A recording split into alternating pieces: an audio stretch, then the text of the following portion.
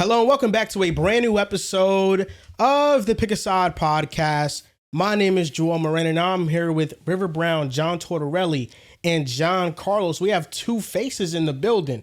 Drew is with his father having dinner.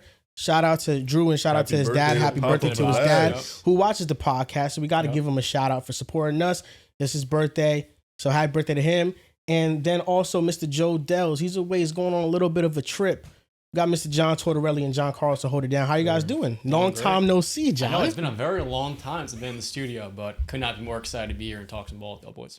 Facts, it's probably been even longer for me, but you know, I'm ready to talk some basketball, chop it up with the fellas now. This is your guys' first time in the new studio, right? No. Is this your second or third? He said, Like the third or fourth. Third. He said, At least. like, Bro, it recording? says John. He just don't be no. here. For He me, gotta be- recording? Yeah. Nah, I like you showed me but recording. Nah, I never recorded in no It studio. does still take some time to get used to when I walk in because I'm so used to time in, time out walking to the old setup. So I walk in here and I feel like a different energy. what It's made you pretty sick. decide to sit there? Like, what made you gravitate to that seat? You saw two seats here. You saw three, but what made you really pick that one? I like the seat. Okay. I like that. It's comfy. I like these chairs Yeah, a me lot. too. Yeah. Yeah, I'm a fan of the couch. I Yeah. love the couch. It's so comfy. I You can know, that's the lean thing. back. We were talking about that last time. What? I don't like the fact that on the couch I'm slouched back. Okay. Yeah. You do like to sit, because you like to sit straight and upward. So, Yeah. I'm a slouch back type of dude. And you have the zip up. Yeah, I'm wearing a zip up. Yeah. Wearing a zip straight. Where's the matcha? Do you like matcha, John? The quarter zip. Quarter Haven't really zips had are it. really comfortable. They are. I don't understand how it became a trend out of nowhere to I heard wear you quarter talking about zips. it. I have no idea it's a trend. It's just a trend on TikTok, bro. It's a silly trend. It's just somebody came out and said that he wears quarter zips instead of Nike Techs and he drinks matcha now. Gotcha. I've it's been like- wearing quarter That's zips for been- like 2 I years. think it's like a now. trend to like highlight somebody leveling up or something. Gotcha. So, Hey, he yeah. came at me. He got the Nike Tech on. Yeah. Nike Tech quarter zip. No, but yeah, it's just a little trend. It's just I don't know why the hell it's popular. Yeah. John, talk about your Steelers, man. How do you feel about it this year? Not good. Well, I mean, it's been a tale of two halves because every week is a roller coaster. The biggest thing for me is that Rodgers over the last 2 or 3 weeks has looked like he's really regressed, and of course he's dealing with this partially broken non-throwing arm wrist injury. Yeah. But I think there's a lot to be excited for at the same time. Our defensive line has really marinated. I think there's so many players like Nick Herbig, and over the last couple of weeks, after a dreadful start, some of the linebackers like Peyton Wilson are playing better. But I think my biggest concern going to the Chicago game is I feel like with Mason Rudolph, we have just a more stable passing game. His comfort in the pocket, his composure, compared to a 40-year-old Rodgers trying to move, and we saw in the Charger game.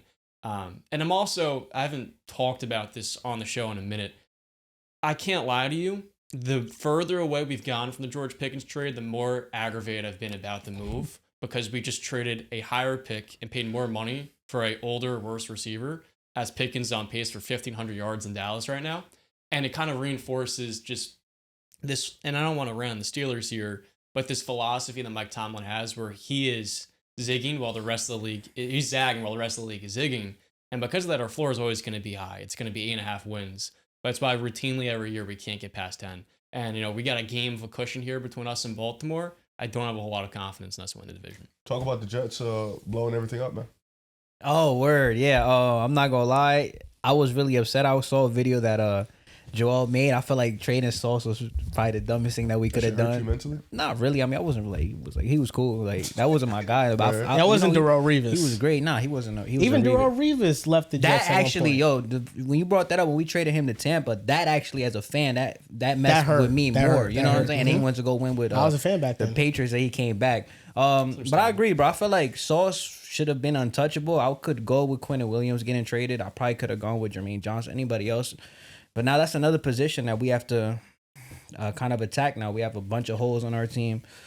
We had that position locked down. It seemed like he was a top 3 corner, so he's gone. So, I mean, I guess we weren't winning anything the last couple of years anyway. Last decade. Whatever, yeah, bro. Yeah. Going back to like since we was in middle school, we haven't really won anything. So I'm not gonna lie, bro. I don't even watch the Jets anymore, bro. I'm not even gonna hold you, bro. Like Bro, I got better shit to do on Sundays, bro, than to watch the motherfuckers play. I ain't gonna lie, This bro. shit over with. Man, I don't know. Like, It's all what right, pick bro. do we have in the draft? Right now, Probably it's a 3? projected top 5 Top pick. 5? Yo, like, You guys are horrible. Keep There's some losing. pretty awful teams right now in football, so getting that top 2 or 3 picks tough. Yeah, It man. feels like the Jets right now are about to rattle off some wins. they Does it always really do, feel like but that? they always do They that. always Yo, rattle they off wins at the always end of do the that, season bro. when they don't need Yo, to. they got Cleveland coming up this weekend. They always That's a rattle off sneaky one. wins, bro. Then Justin Fields. Oh, no, Well, no, the, Tyrod's Jets, still. the Raiders play Cleveland. Oh, the Raiders? The Jets play. Who they play then? Man, Next? who they play next year? I know Tyrod's Oh, the starting. Ravens. The Ravens. Oh, brother, A-Racking shit up. A-Racking shit up. It's over. Yeah, that's Tyrod Taylor's He playing. is playing for sure, and the Ravens need that one. They need every win they can get at this point. Ravens might win the division. Damn. I think they are. Not low. Not Tom Anthony or not. Okay, bro. Like, The They're right there. schedule for them is cakewalk. It's a Yeah. cakewalk. They got like I think one more tough game. It's so easy. Yeah, it's We're gonna like- do NFL Pick'em at the end of today's episode. Nice to hear from you about your Steelers. Thanks. I agree with a lot of your sentiments, and I think that Mason Rudolph, he is a better option than Aaron Rodgers right now. I mean, Aaron is 50. And it's man. tough because Shit's Rodgers over. looked really good those first 7-8 He did. weeks. He did. But Time to go. it's a long season. But Mason Rudolph is just going to take hits in the pocket. He's a little bit more mobile. But even then, the offense, we'll see what it younger. does. He's fresh. Yes, yes. Aaron is 50. Like I don't know what I didn't expect. Like I don't want him to play. I gotta Doesn't that say, make though, you realize funny like as just how crazy Tom Brady was to play until He's 45? fucking nuts, bro. That's why he's the GOAT. Yeah. I do have a lot of respect, though, for Rodgers wanting to play through the injury. For sure. I know it means something to him playing Chicago and Yeah. trying to continue his Yo, legacy. From how Green Bay. was Drew Brees more effective at this age than Aaron Rodgers currently? Drew's 42 last year was years old? tough. Any Rodgers let's is just go 40. from where Rodgers tore his Achilles to now. I remember like, Drew's so- last year. He couldn't throw past 15 to 20 Yeah, yards. I knew his arm was Yeah, cooked. his arm was He washed. still had elite efficiency I know. metrics. Sean Payne. Sean His Payne. arm was Drew cooked. I shit do was remember. fried, bro. I remember that. I remember Like, end of that. the career, shit was Rodgers fried. is 40. He's turning 42 in December. Because Jeez. Flacco's the quarterback. that just Flacco turned shit not 40. cooked either. He still got that slinger sometimes. Drew Brees, he left when he knew he was cooked. He didn't try to go another year. I feel like Aaron Rodgers has tried to go multiple years now. Yeah. But it's really not his fault. I mean, he ruptured his Achilles. He didn't want his career to end on an injury. Yeah. So he came back and played, and he wanted to prove himself again. I don't blame him. Peyton shit was fried too. And that last year, they won the Super Bowl. Oh, yeah, his- Peyton after his shit next was year, he was fried. cooked. He was Bro, cooked. he talking about he But you couldn't know, to feel his answer that fingers no question, more. no, honestly, because Brees retired at 41. And we saw Yeah. he was still efficient, though, like you said. It's in a great What- offense. what Like year the did- Saints had a great talent. What year did he retire? 2020? 20, yeah. Yep. 2020. It was after he lost to Tom Brady in the playoffs. The Bucks beat the Saints. Nah, this is just an off-topic question. What season or what year was it when they got like hold on a really bad call 2017, That was against to the go to the Vikings. Super Bowl? the Rams. Rams? 2018. Damn. If the Saints never got that call called against them, Tom Brady. well, they made the call. Sorry, Yeah. they made the call The Tom because Brady it was versus blatant defensive Oh, pass 100%. interference. Yeah. That was the It was craziest call blatant. I've They ever even later seen in my changed the life. rule that you can now challenge those type of plays That because was of that. crazy. It was so bad. It was horrible. The Saints would have beat the Rams, and we would have saw Tom Brady versus Drew Brees in the Super Bowl. That would have been That's so tough. good. That would have been so good, man. Sucks to suck, you know? Yeah. Shit Terrible. crazy. People always mention how even though that play wasn't called, like the penalty wasn't called, the Saints had a chance in overtime and Drew Brees threw a pick. But at that point, if that penalty is called, It's a call that should be made. it's a walk-off field goal, 0 seconds left on the clock type Yeah. of No deal. need for the interception to OT because the game is over. Throwing the interception You're right, to though. OT is still crazy. 2017 was the year versus the Vikings. Yeah. In the second round. Oh, they got that when Stephon Diggs caught the pass. Yeah, that shit was funny. I don't know why he tackled like that. Yeah, I knew about That shit was- 2018 I because I remember that. that's the only time the Rams made the Super Bowl. Yep. And then they only scored 3 points. That was Case Keenum year. Yeah, we Yeah, gave that was him that belt. was a really bad Super Bowl. We gave him belt. That was all. I think the backups. It was Case Brees Keenum versus versus Nick Brady Foles. would have been fire. Yeah, Didn't Nick see it. Foles was dominant, bro. Oh, he was awesome, bro. He was unbelievable. He had a couple years before that. He started the year. They were like 6-1, and he was like 12 TDs, like 0 interceptions. Like he was wild. Then he got hurt. Then they brought in, I think, like it was Mark Sanchez and shit. Oh my he God. ruined it for y'all, Yeah, right? bro. Mark Sanchez was ass, bro. I remember that. Yeah, bro. But Nick Foles was dead like a good quarterback. He just kept getting hurt. He had some ridiculous highs. Yeah, his eyes was nuts. His highs were pretty absurd. Mark Sanchez came in. He was ass cheeks. It was like at that point it was over. It was Trash. terrible. No, but George Pickens, man, he looks like a star. He is a star. We got him this week, man. He's playing really good. 10. Are you worried about this weekend's match? Trap game is this is a definition of a trap game. Yeah, the Cowboys they play good against you guys, and they Dallas. Got some better defenders now. It's some. Well, the defense doesn't matter for me because we can't score against anybody. Week 1, we didn't have Jalen Carter in that game though, so yeah. I feel like if any week was the trap game versus Dallas, it was week 1. Nah, I feel like because we have all this noise against us. How people are like complaining about Hurts and Lane stuff. Johnson is out. Lane is out. Dallas is coming off a big W. We're coming off another ugly win. It's in Dallas. If it's ever, it's always Dallas is always a trap game regardless. They got Quentin Williams now. Yeah, they got a new little team. They're a rookie. Nice team. Donovan is a Raku. He's the highest graded rookie edge rusher in the league. Yeah, got him stashed in Dynasty. They're getting some reinforcements too. Ravel's come back. This is a trap game. That's Ravel was back this past weekend. He played. I ain't really been talking shit because it's like we could lose this game. Yeah. I wouldn't be shocked, but I also wouldn't be shocked if we win the game. I didn't give enough appreciation last podcast to how elite and amazing of a game Jordan Love had this past weekend against the Giants. I don't care that it was against the Giants. The level of throws he made in that game, please watch the quarterback school's video on Jordan Love to breaking it down. My goodness. Talk about an elite quarterback. He hasn't had an elite quarterback game in some time, huh? I mean, he had one 3 weeks ago against the Steelers. He did. An almost perfect game for his Pittsburgh. He did. Oh, my God. It had to be the Granted, there's a Steelers tax. Yeah. That was like the a month safeties ago. were horrible. The linebackers were dreadful. So, oh, man. The corners were a lot better. But this is going to be a great episode. We're going to talk about a lot of things NBA. The Toronto Raptors win streak. The Pistons win streak. Alperen Sengun, where does he rank amongst the top centers in the NBA? Because I think that's a much needed conversation. I'm looking to my buddy to the left, and maybe it's time to give Alperen Sengun some respect. John was the one screaming at you and losing his voice about him versus Bam. That was completely fair. No, I think it was Sabonis. Oh yeah, I think it was Sabonis. Yeah. Oh man, Alperen Sengun can never escape the Sabonis comps. He's just Sabonis is out forever. for some time. But that was Bam out of bio he's versus done. Sabonis. I think he's out for 4 to 6 weeks. Haven't heard a whole lot of noise about that since then. Funny. I mean, Bam was always better, John. We knew that. You know what I'm saying? You're right. You're right about it. Shout out to Sabonis, though. He's out 4 to 6 weeks, partial torn meniscus. Hopefully comes back, speedy recovery. And then LaMelo Ball. There was a report that he would be open to getting traded from Kelly Eichel from Yahoo Sports. You saw his tweet? And then he tweeted a clown emoji on it. So we're going to break that down. I already mocked up like 8 different LaMelo Ball trade some packages. of the teams you have suck. Yeah, they do. The Nets is pretty dog crazy shit. work. The Brooklyn Nets. Honestly, the Nets. The Nets is crazy. I can see it. Keep I him mean, away. MPJ with how he's If playing. you're in the market for a point guard, team's probably off I'm good off that, bro. in most cases. Respectfully. When's the last time in the NBA that 2 all-star level point guards are available in John Morant and LaMelo Ball? Why do you think John Morant's available? But it feels like they're on the market. There's rumors about them getting traded. Yeah. And it feels like no team wants them.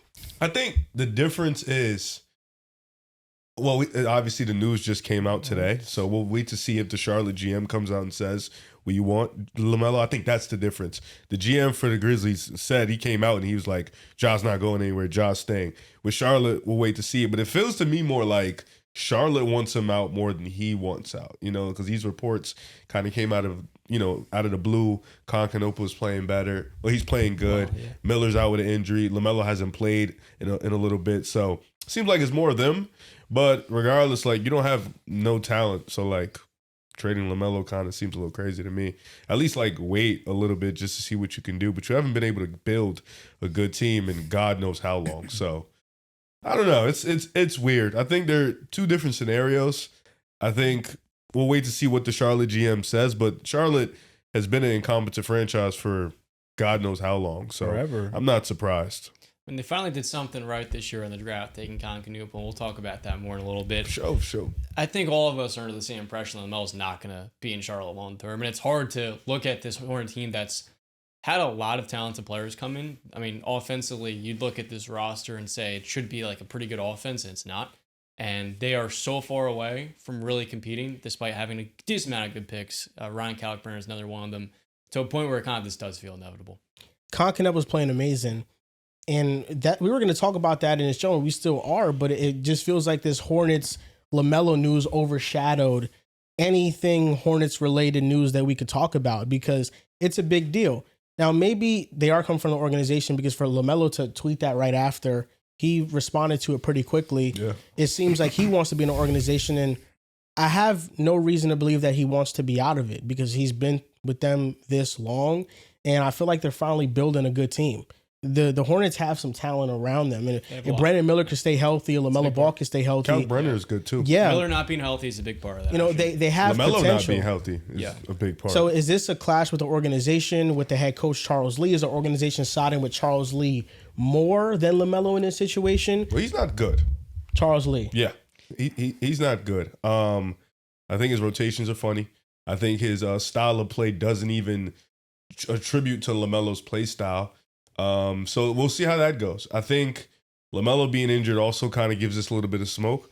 I also think, like, I've seen Hornets Twitter. I don't want to say it's Hornets Twitter, but I've seen the noise about it, and people are already trying to put Khan saying he's a better player than LaMelo. And shit like that would make me mad too. Like, I don't want to be here no more. Like, we got people saying shit like That's this why about he me. wants out. Yeah, so it's like, bro, You like, think Knepel's y'all better don't- than me? Like, y'all don't even appreciate me, and I've been here riding through it out. Like, you've put literal, with all due respect, bums around me, and I've been here riding it out. Like you said, LaMelo hasn't, to me, given any indication that he wants to leave. He's never made any public noise about it. Like, he's been around, with all due respect, people who've been arrested, people who've been doing drugs in the back of cars and stuff like that, gang. Like, There's been some shit going down. He's been in some rough situation. He's still thugged it out, stuck there. So LaMelo hasn't really given me any indication, but I see the way they treat him over there, and man, that shit tough. I would love him in Golden State. I mean, my question for you is: LaMelo's in year 6. The Hornets are 4-11 right now. Yep. They've had one winning season in 6 years with the team. At what point is it time to turn the page?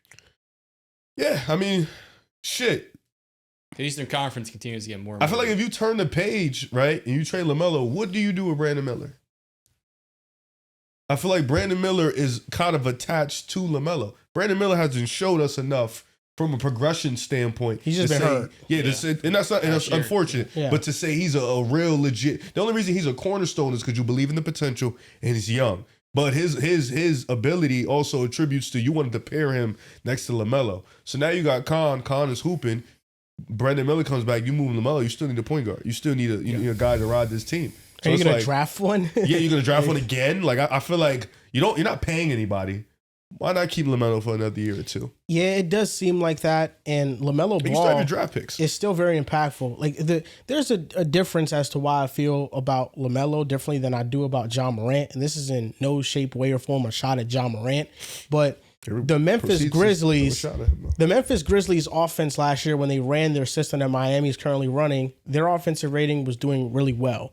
And then they turned it to Ja Morant specific style of offense, and then the offense started to regress. It wasn't as good. And I look at LaMelo, and his numbers with Charlotte are awesome. They're not a negative when he's on the floor. They're not barely better. He has a on and off split of plus 17.4, which is in the 90th percentile. The Hornets are 17 points better when LaMelo Ball is on the court. That's how impactful he is to the team. And last game, he was soft benched in the clutch against the Indiana Pacers. And I know in that game he was 5 for 21 and he had a lot of turnovers, but he's also a star. Your stars are supposed to close out your games even if they're playing poorly. True. So Charles Lee benching him in that moment, is it discipline? Is it hard coaching? I guess we don't know.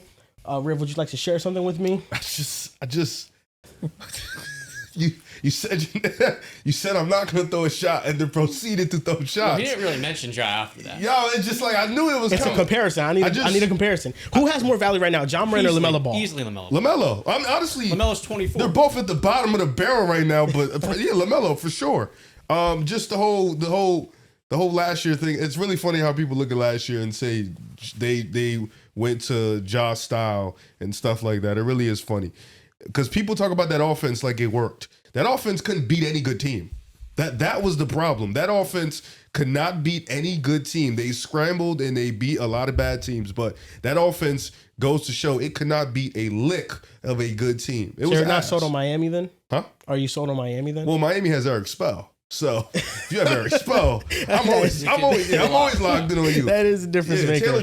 Taylor Jenkins got scapegoated because it wasn't even his offense. So he running shit that's not even his. Yeah. And then it's like, you got me rolling. I'm taking all the blame for some shit that's not mine, you know? But listen, LaMelo has more value. It's not, really a lot of Ja has a discussion calf right now. injury right now. Based on the Shit might Joel be over. Moran trade value rankings, I do rank LaMelo Ball higher than John Morant Hope so. because For sure. I was able to make more trade packages around LaMelo. It felt a little bit more easier for me. With Ja, he was like, does it make much sense? And with LaMelo, I'm talking myself more into it. So I have 8 trade packages here for LaMelo Ball, and you let me know what you think about the trade. So the first team is a team that's at the top of the East right now. They're the second seed, the Toronto Raptors, making a trade for LaMelo Ball. They would trade Emmanuel Quickley, Garrett Temple, and a future first-round pick for LaMelo Ball. That's it. That's Like it. they're Word, massively I was undervaluing about to LaMelo say. here. He's under contract until 2029. I'm just saying turned if 24. the deal is just IQ, Dude. I need 3 first. At Garrett minimum. Temple is a salary filler. That's Yeah, I it. need like 4 That's of not, them yeah, things. but 1 first-round pick in IQ for LaMelo is a massive. I would have to say, 3 first-round picks and a Yeah. player too. So you think A young LaMelo, prospect. like if you're the Raptors, do you also feel comfortable giving away 3 first-round picks? Are they swaps? Are any protected or no? Or don't protect thought- all of them? 3 first-round picks, maybe they get the least favorable of the, I don't know, 'Cause I feel something like like we that. You still got to remember LaMelo's injury concern. Like that still has to be a also high serious. thing. Because in the Emmanuel Quickly's conversation. playing well with them. Obviously, LaMelo Ball is a much better Quickly player. is playing well. I'm good off that But 6'2" yeah, guard. if I'm Toronto, I would make that trade. Their half-court offense has been really good. I think it gave even better LaMelo. But if I'm Charlotte, there's no way I'm doing that. If you're Toronto, how many first-round picks are you willing to add in the deal? Great I question. think that's the question right Because there. the basically the package is Emmanuel Quickly and Garrett Temple, and then you attach first to it. Well, I think But those 2 players get the salary to the work. bigger question is, if you're Toronto and you look at this deal, you can make this deal. You have to ask yourself this question. We bring in LaMelo with this core. How far can this core get, and what's the ultimate potential of this core? If you believe in your heart that this core in the East can get you at least to a finals, then you make the deal. Or at least the ECF repeatedly and give yourself a chance, you make the deal 100%. You're a team that you're not going to sit here and be like, oh, we should make the finals every year. No, but give yourself a fighting chance every year, you make that deal 100%. But if you don't think this moves the needle a ton, I'd stay clear of it. Do you think it does for Toronto? What do you think? What, move the needle to like make Do you- them a championship? Like, Or At just least they ECF. can go far in the Eastern Conference if they have LaMelo with Scotty and I Brandon. don't know. Ingram. It's hard because like you've had teams like Indiana and like Miami one year that it was just a lot of it was predicated off injury for a lot of those runs. I mean, if I'm just strictly going off like the Eastern Conference landscape right now, I mean, I don't know. I mean, LaMelo's never really has LaMelo ever played in the playoffs? Playing, he's but played. no. He played in the play. Yeah. He was terrible in that game, right? He- the yeah, entire he- team I was think horrible. he right? has the worst I don't know. plus He, minus in the he playoffs. doesn't have in the like play-in. Yeah. I don't know. Like I get it from the standpoint that he fits the team like age wise or whatever the case may be, and it's a massive upgrade for a point guard. It would have the package would have to depend on the package. If we're giving away like 2-3 first round picks with Emmanuel Quickly, I mean, I would do it. I mean, I don't know the ceiling. I would say maybe the highest that I could see this team going, maybe like the second round. I think I'm Detroit has a go. better future. I would say I'd like Miami. I would say I'd like Cleveland Cavaliers with the way they're constructed. The Knicks, like I'm with you with the Celtics and Pacers out the picture. I can definitely see them win a playoff series with Yeah, LaMelo, for but sure. they wouldn't be a contender to me.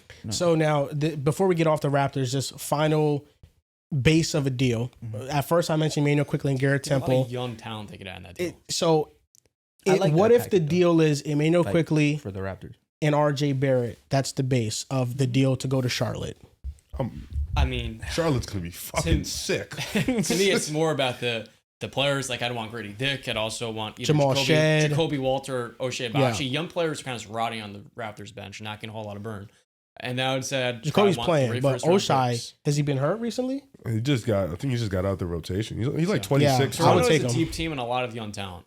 So I Yeah. feel like you'd have to consolidate 2 or 3 of those young players who are coming off the bench, playing sub 20 minutes per game, and then add in 2 first-round picks and a swap at least. And just tell me yes or no. If you're Toronto, do you want to make a move for LaMelo Ball? Depends on the price. Yeah, I would say just off what you read to me, yeah, I would do that all day. Yeah. I mean, for that package, it's a no-brainer. But Okay. So if it's Jamal Shedd's, no way? Or if you add him in, you Crying still at do that. it? Jamal adding Shedd. Jamal Shedd, yeah, it wouldn't make the deal any Yes. that much different at all. Even with RJ Barrett, I'd still say yes. Okay. I'd still say yes. And with Charlotte, would you do anything that No. Toronto would offer? No. None of the shit you offered. Okay. I don't want RJ Barrett. Is there anything that exists on the Raptors that you think the Hornets should want? If I'm Charlotte, if it's not Scotty, which you won't do, Colin Murray Boyles, we can talk ourselves into. But honestly, no, there's nothing enticing for me. If I'm Charlotte, Okay, so next team, it's Miami and Charlotte. they're always in talks. The Heat receive LaMelo Ball, and it's a clean swap. The Hornets get the Hornets get Tyler Hero. You're throwing a shit ton of picks for sure. Because is Tyler Hero and LaMelo Ball's value kind of equal right now? Yeah. Or am I crazy? Because I don't think Miami needs to attach like multiple firsts and a they Tyler don't. Hero for LaMelo. I think Deal. the potential of LaMelo is much higher. How old's It's the Hero? injury stuff. Hero's probably the same age as A little bit older. LaMelo. Maybe should he's be a like little two- too older. very young. For He his should be draft like 2 class. years older. LaMelo's like what, Yeah. 24 years Hero's old? a year and a half older. Okay. So he's 25, turns 26 in 2 months. How about Tyler Hero's like health? How's his health? But Tyler Hero is more gets banged. durable than LaMelo. Well, he hasn't. Is he yeah. someone that's always out? He gets Tyler? banged I mean, up. He was an all-star last year. He played. Yeah. He He played played most most of last year year. was the first year he played 70 games. Before that was 42, 67, He's 25? 66, 54, 55. So he's relatively healthy. Playoff time is when he's sometimes not. If you're the Hornets, you could kind of talk yourself into Tyler Hero. I think you're right. I would think want you're a right. lot more in that deal if I'm Charlotte, because trading LaMelo, it's not just the franchise player, it's also the attention that he brings to the franchise. That's also true. Yeah. He I sells would tickets. want 2 first-round picks. Now, for Miami, I think LaMelo would really benefit from playing with Eric Spoelstra. I think his habits, his shot selection, just the way that he kind of approaches the game, I think For he sure. would really become a lot more disciplined, and that would benefit him. But I like that move a lot for Miami. I think kind of buying low on a guy like LaMelo so young would be a really good move for them. I think that's a good move too. I'm good. You're good off LaMelo in man. Miami. Yeah. No, I'm good. If I'm Charlotte, I'm good. But You if got- you're Miami, do you like that a lot? Hell yeah. Hell yeah. Is this Miami Heat? Are they the best spot for LaMelo Ball? I think so. The culture, Eric Spoelstra. I mean, yeah. I think You want to so. win? Yeah. You They're got gonna be surrounded by LaMelo. good players. A lot you of got good Bam players. out there. There's a lot of winning players over there. But you got to think, too, Norman Powell's contract's coming up, so you're going to have to pay him a little money, too. He's playing really well He's this year. hooping. You got a lot of young players, Pierre Larson, Davion Mitchell, Hell, Larson, Jaime Jaquez. Jaquez. He's Nikola awesome. Jovic is Cooking cool. this year. Khalil Ware has been playing really good lately. So you got a lot of youth where you can It's a good still team.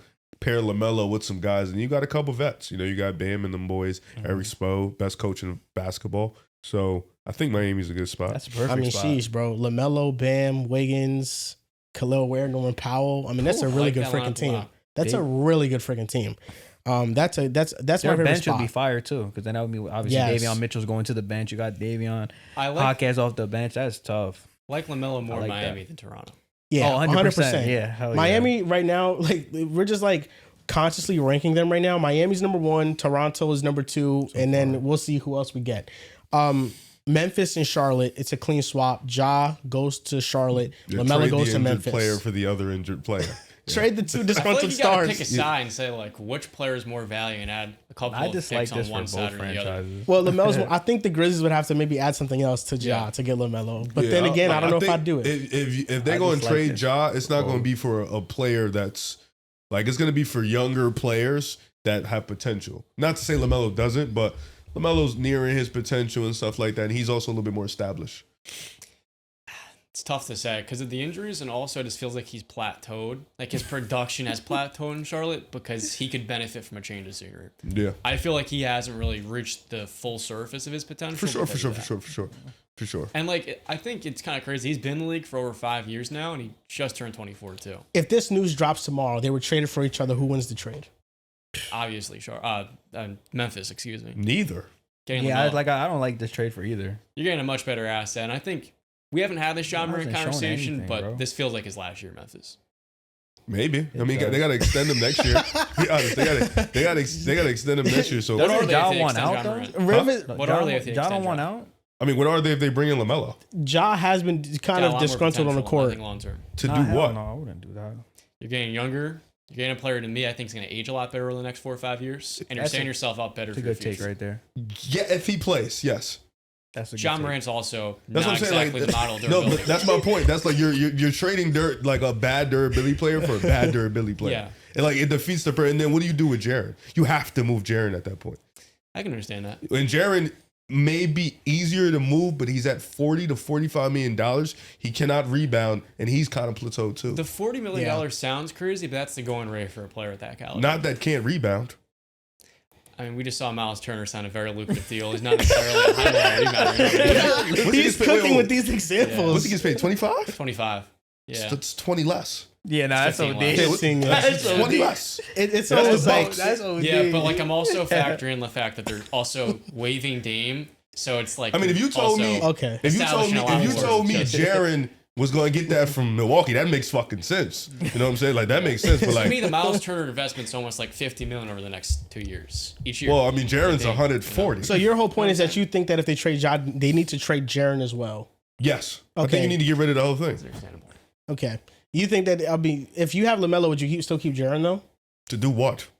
I don't know. With all due respect. I watch Jaren. To do what? Is his defense still not good though? His defense is awesome when he's not fouling. He's a grown man. He still can't figure that part out. Yeah, no, he has plateaued, but no, I Great think player. Awesome player. Like if he went to Miami, Oh, Jaren and Bam? dude. If he went to even Sacramento, unless Sabonis played a 5, Yeah, that'd be tough. like it's just like Jaren could fit. yeah. in a lot of Jaren places. has a good portable skill. It's just the fact that he can't play the 5. You know, his passing is still pretty bad. You know, he's a kind of a one-dimensional scorer. He can't set screens still. Like he's still not a good That's roller. important. Yeah, and as a big man, you can't do. As a big man, there's 3 important things. Well, 2 that you need to be able to do: rebound the ball and screen. Kevon I'd say Looney. protecting the rim is the most important. No, though. I'm just saying 2 important things you need to do: protecting the rim, of course. Like Kevon Looney made a career of just screening really well and rebounding. Jaren can't do 2 of those things. Like Jaren and Jackson. it's not like he's 6'11", 7'6" wingspan, so he has the size for it. I mean, Steve Kerr called him out for it, didn't he? Yeah. I mean, like shit. Steven Adams still in the league. Yeah, he's gotten wake up calls for it. I don't think he's He gonna plays. like He improve plays that. pretty. It's a pretty game. Yeah, but Memphis and Hornets, that was the other one. Do you like this more than the Toronto one? No.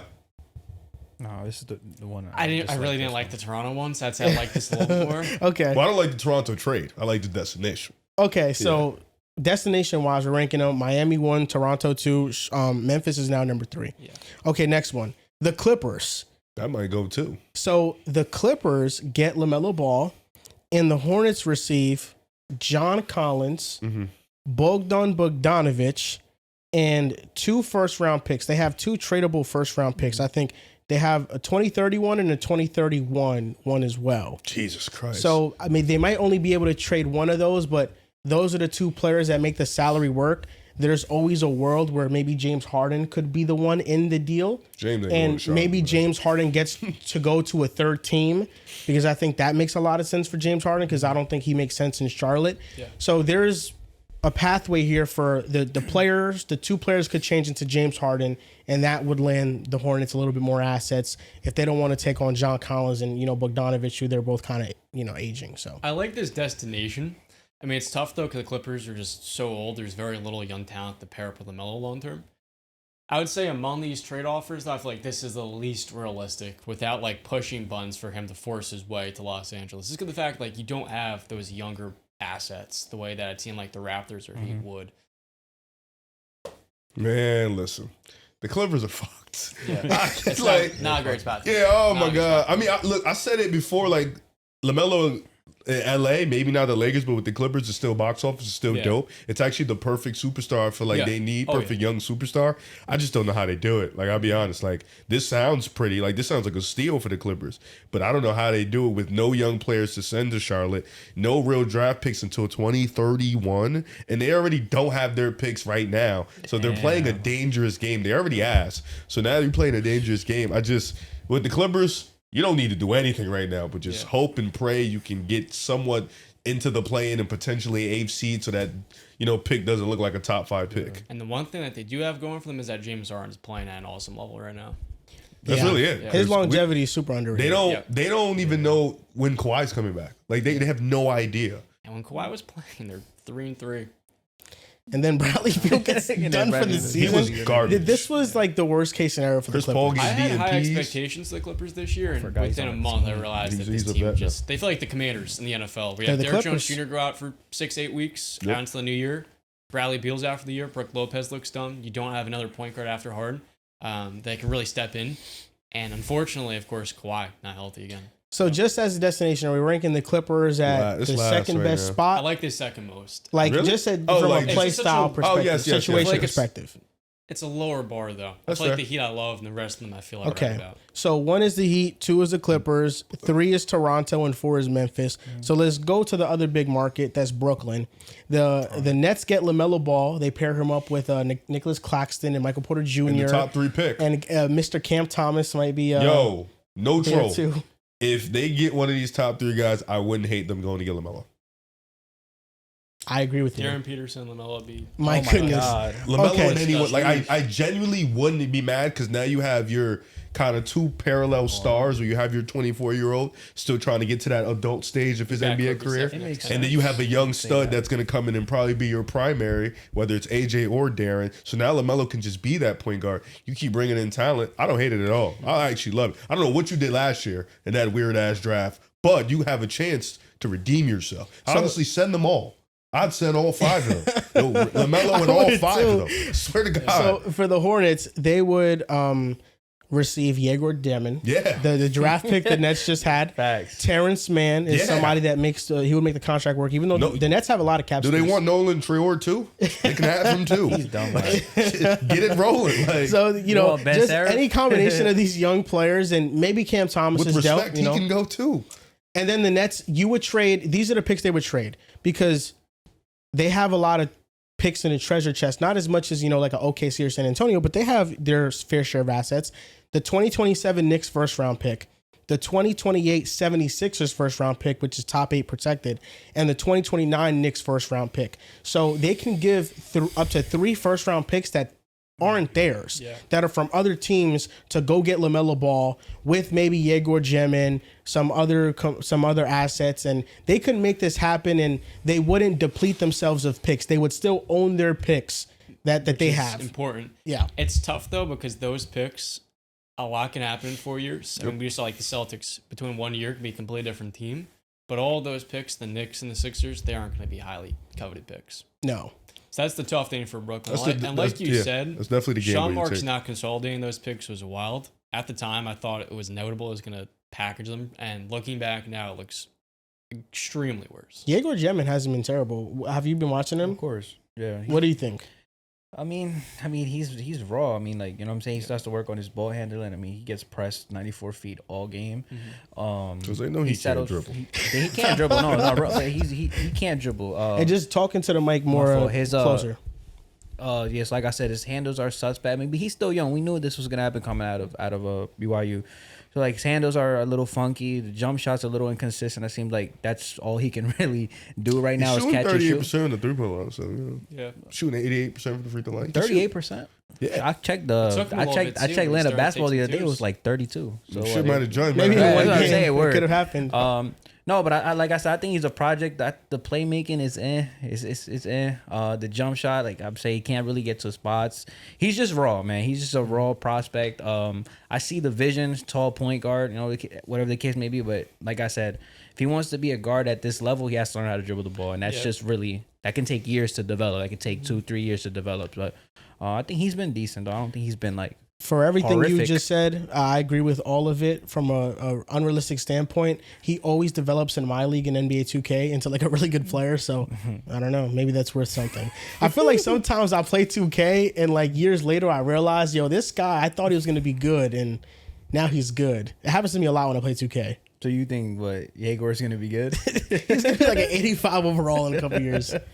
But yeah, do you like the Nets destination? Is this like overtaking the I'm not gonna lie. Clippers? At first, I didn't, but hearing what these two guys said, if we can somehow land a top 3 pick, I would definitely be all for it. We would solve the point guard situation. LaMelo, You could still be terrible and not land it. Look, You could even be I'm That's not gonna why I would lie. make the I'm move even. after I don't even know how the one crazy. draft day. Oh, okay. That's what I was draft about to say. If there's a By the way, possibility you have that we 2 make wins that and trade, Their other win was against the Wizards. if there's a way that we make that trade, I wouldn't even be mine with LaMelo sitting out the whole season, bro. Like I'm not trying to win any games, bro. I'm screaming at that. I'm not trying to win any games, He's bro. liable to do that. I'm not gonna lie. I'm not trying to. It could win. happen Nah, naturally. word up. I'm not trying to win any games. I think that would be the best case scenario. I think the assets that you were talking about, the Knicks picks or whatever, I feel like those aren't really like those are valuable, but they're not like anything that I would lose sleep over as a fan. So I mean, I guess if we could get that top 3 pick, bro, Darren Yeah. Peterson or any one of them, AJ. Depending on how that draft lie, goes, it's I tough. like this one. personally. Yeah, I do. So you like this this one. over Miami? I do. It's tough. Just for the new vibe. Just for like Brooklyn getting back on the map. You have LaMelo there. He's paired with another young stud. I like that a lot. Yeah, that would be tough. Obviously, bro, I'm not Miami, gonna you got that old veteran, blah blah blah. Spo And maybe shit. this is a modern day them trading for Stephon Marbury. You know, they did it in the past. Maybe this is their version of in the modern day. Shout out to Starberry, man. Okay, so the next one is him going to Minnesota. So the Timberwolves receive LaMelo Ball. The Hornets receive Naz Reid, Mike Conley, and Rob Dillingham. Crying. So Naz Reid. How many picks? The first. You know, so We there's just gotta assume it's gonna be a good amount. you know, I will tell you guys, I've revealed some of these trade packages on Twitter. The fans of some of these teams, like, they were like, "Oh man, the Timberwolves are giving up too much in this instance." I'm just like, What? who do you guys You're think? attached to your role player. Who do you guys think LaMelo Ball is? You're giving them one good player. No troll. Somebody was like, Mike Conley is never a throw I'll in. say I'm like, this. at this point, yeah. Mike Conley's a good vet, good person to keep around. I understand the attachment. I do. But at the same time, it's LaMelo. I mean, maybe if you gotta could be dangle in realistic. somebody else, you know what I'm saying? Like, do they have anybody else they could dangle in other than Mike Conley? If it's not Mike Conley and Rob Dillingham, it is Naz Reid and Dante DiVincenzo. Yeah, nah, it's quiet. So it's Mike, basically the rando package. Mike could go. With all due If respect I'm to Mike. Charlotte, I want Terrence Shannon and a first in a swap. Or I should say it's basically the cat package minus Randall. If I'm Minnesota, I'm saying okay. Like, all right, with all due respect to Terrence Shannon, for sure. I mean, they need a point guard desperately. Like, I still believe in Rob Dillingham. I think that him sitting the entire year last year really hurt his development. Yeah, I think he needed freedom. guard anybody. You know, I think he needed to be like Big Bub ass. Carrington. He needed to go can't to a guard bad anybody. situation where he can just play 30 minutes and learn the NBA game. Yo, Bub is nuts. Yeah. We're Bub not is really. like, but I don't want to talk about. I don't want to be rude. Bub's game is nuts. He's shooting. He's playing really bad. Like I think he's shooting like an elite rate from the mid range, but- and then everywhere else is like his rookie bad. year gave you some like confidence Yeah. though. We'll see. There's still a long season. Washington has a. The funny thing about Washington is they're bad, but they have like SAR's playing great this Keyshawn year. George. Keyshawn George, like they Wanna have know two or why? three players. Is like all How about right, your boy The veterans Koulibaly? have fallen off. I think Right? that's a big part of yeah, it. and they're gone too. Yeah. Like so, it's like Chris Middleton is cooked. And McCollum He's is cooked. another McCollum is good cooked. example. Yeah, I feel like Both that players. would do wonders, like just for like the market and just the fan. If like Yeah. LaMelo Ball and Anthony Edwards backcourt, bro, That'd be what? fire. I That would like be that a like lot. every urban kid's favorite team, bro. Like Yeah. it would do wonders But for if that. Like literally, like That would be so cool. that to would be watch. ridiculous, It would bro. Is it number one right now? Is it over Miami and is it over the Nets? I say. Make case. I would only say under Brooklyn because I feel like Brooklyn needs to keep their stars. Yo, let me ask you something though. I So would if actually the trade does happen, my fault. If the trade does happen, like let's just say he goes to Minnesota. You think Minnesota becomes like are they like a tier 1 contender in the I West? don't to know you about guys? tier one because you still got to see how LaMelo fits, changes his style. Word. But there's But you still, make that trade for that. You though, make right? that trade for sure. It gives you them just such a believe higher in the ceiling. potential. Yeah, Yeah, for yeah, for sure. the ceiling, And you right? just ride it out. Like now you have a star paired next to Ant-Man. How old is Ant-Man? I mean, Ant is 23. Oh my goodness! And then Lamelo's what, He 24? might be LaMelo's age. yeah. So they're both 24 years old. I could double check. Is Ant 24, 22, 24? Yeah, he might be one of Wow. those. Yes. Nah. I love that though because it's a perfect infrastructure. 24? Surrounding LaMelo with that 24. much defensive personnel. They both have the same Yeah. month too. I think that'd be, That's and also the insane, rim bro. protection too. Think about it, and with how Julius Randle's playing. I mean, you have Randle's Randle, cooking. LaMelo, You got Anthony Dante, Edwards. and yeah, also- Dante You still have DiVincenzo. Gobert, Jaden McDaniels. Jaden Yeah, I mean, LaMelo that's and deep, bro. same birthday month, so they both turned 24. That literally they'd be That'd be upgrading awesome. the weakest position on the team. LaMelo has the size too to fit with what they want to do. Like maybe he plays even better defense now, 6'7". I mean, he got Rudy They would back have there. a lengthy lineup that I think would disrupt teams. D'Lo when Chris Finch came in. Yeah. D'Lo kind of took on this role as like a Quarterback. quarterback in the defense, if you will. Yeah. And it wasn't to say he was a great defender, but it made him useful in a way that he wasn't in the past. It made him useful. It did though, nah. Bro, there's reports that his teammates are complaining Yes. about his like defensive habits right Shit's now. awful. No, but yeah, Minnesota, it would be awesome. So we're putting this number one. I would. Yeah. Okay. Yeah. For me, it's 2. Next up, I like Brooklyn, man. Oh, word. Okay. yeah, need he some loves star the top 3 pick potential. Yeah, of that. you need some star Yeah. power. I want to keep it in the East, man. I want to So keep it in the East. next one is the Suns and the Hornets making a deal. I have 2 more. This was the second to last one. The Hornets receive Jalen Green and Ryan Dunn. Damn, Jalen getting traded again. Yeah, There's a Suns fan. There's Suns fans that are telling me this is awful. No way. We can't trade Ryan because Dunn. I don't think even if they get, I think with the Suns, Ryan Dunn saving is nuts. Even with the Suns, I still think that Phoenix is like a year or 2 away. I still think they still need some moves on that roster. They need to be made, but it would be dope as hell nonetheless. I like this move for the Suns, obviously. If I'm Charlotte, I'd hang up the phone immediately. Knuckle, Jalen Green, and Brandon Miller. That shit is Hey, hilarious. Jalen Green had a good debut for the Suns, but like, let's relax a little bit. He got hurt. Yeah, he did. He did get hurt. But like, when I think that he'll be pretty solid on the Suns. I think there's still some potential with Jalen Green, but I just think from a positional standpoint, it just doesn't make sense for Charlotte when they already have 3 guards basically. Canepo is like a small forward, but he's really like a guard. It's a hybrid. Yeah, he's a hybrid. You have Brandon Miller, Canepo, and Jalen Green. It doesn't make any sense for them, honestly. But Ryan Dunn will be a good defender that they could add to the team for sure. But this was all right to me. And then the last one is between Portland and Charlotte. The Blazers receive LaMelo Ball, obviously, and the Hornets receive Scoot Henderson, Rob Williams, and Matisse Thybulle. I want way more than that. I try to ask for Kamara if I can, or Sharp. So we're just out on Scoot. Like, we don't think he's going to be. I think this is dope for Scoot. Yeah. I do, because you go to Charlotte, where he always was destined to be. You kind of get the and you fill a point guard. You're gonna start right away. You fill a point guard need, like, Yeah. and plus over here in Portland, you have Dame, who's gonna get a lot of burn next year. Drew Holiday is still there. He's starting at the point guard spot. He's probably not gonna be the starter. So you bring in LaMelo. LaMelo turns to a starter, but then what do you do with Dame? We'll figure that out. He'll probably come off the bench, but that's fire for Portland. I think they need that type of young star. They're still waiting on that. Denny, he's gonna be most improved this year. He's been playing really well. Kamara's kind of a gem that they found. He's young. You know, they still have Klingon and Jan, and they have Shade and Sharp, but LaMelo's that real legit young superstar that fits with the timeline. He's their around best their scorer. same age. Yeah. Like, he goes into there, becomes their like best half court creator. Yeah, for You know, sure. Denny Dope. Avdija has been like otherworldly, Yes, but very LaMelo good. becomes like another consistent offensive option. What these packages have told me is that LaMelo Ball is very undervalued right now. For sure. Yeah, He's a You're not player wrong. that I think we've seen in the past what his upside is, but I don't think he's truly reached that at a consistent rate. And if he went to a new situation, we would see him blossom. And if I'm Charlotte in this scenario, I want one of those blue chip young players, Shane Sharp, even if he's not a great fit, just from a value element. And then I'm going to want at least 2 or 3 first round picks. I'm not getting a whole lot of young talent. So all that being said, like, there's a lot of teams and suitors out there for LaMelo Ball. Decent amount. There can be. Yeah. Like, there's a couple situations that we are thinking about and we're saying, yeah, that sounds really good. You know, if LaMelo, because it's really all about his potential.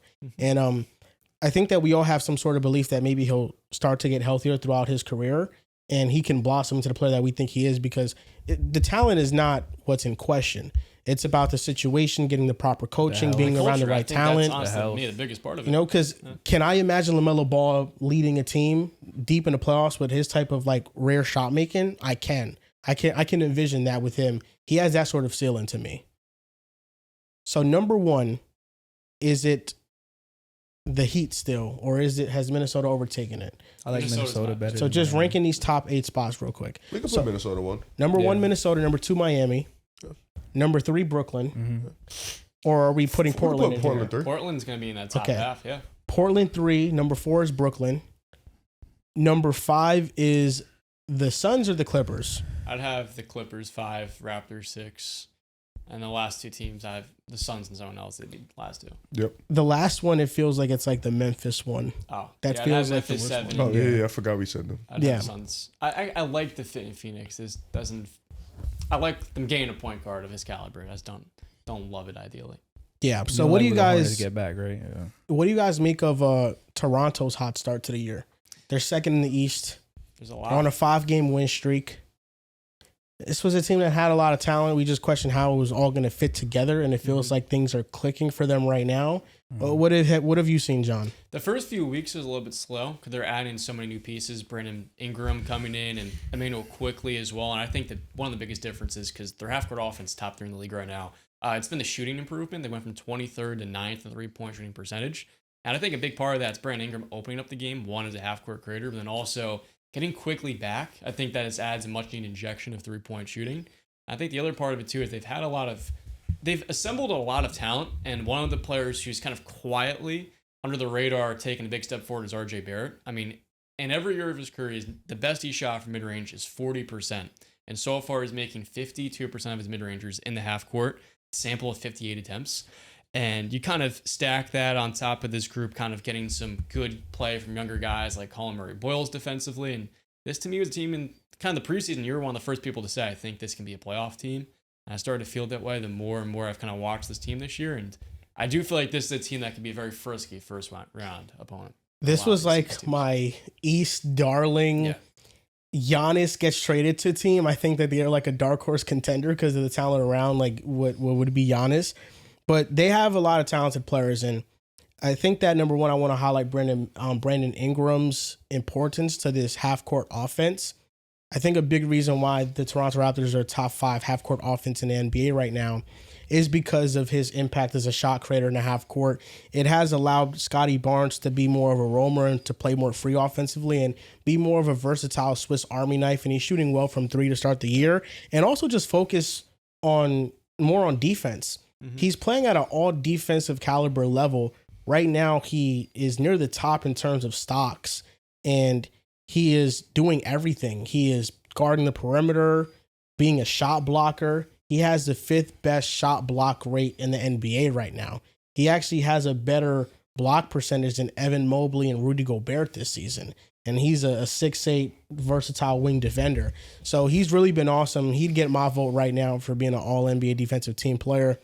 And underrated gem, just Sandro Mamukelashvili and how well he's playing. They have one of the best bench units, and shout out to Seton Hall. I went there, so did Dells, and Drew went there as well. Shout out to Seton Hall. Is it Seton Hall, he was great for them, and now he's playing great in the NBA, finding his role, and it's one of the best value contracts of the offseason. Yeah. And he's been one of the best bench players. He shoots well from 3, and he's really not a center.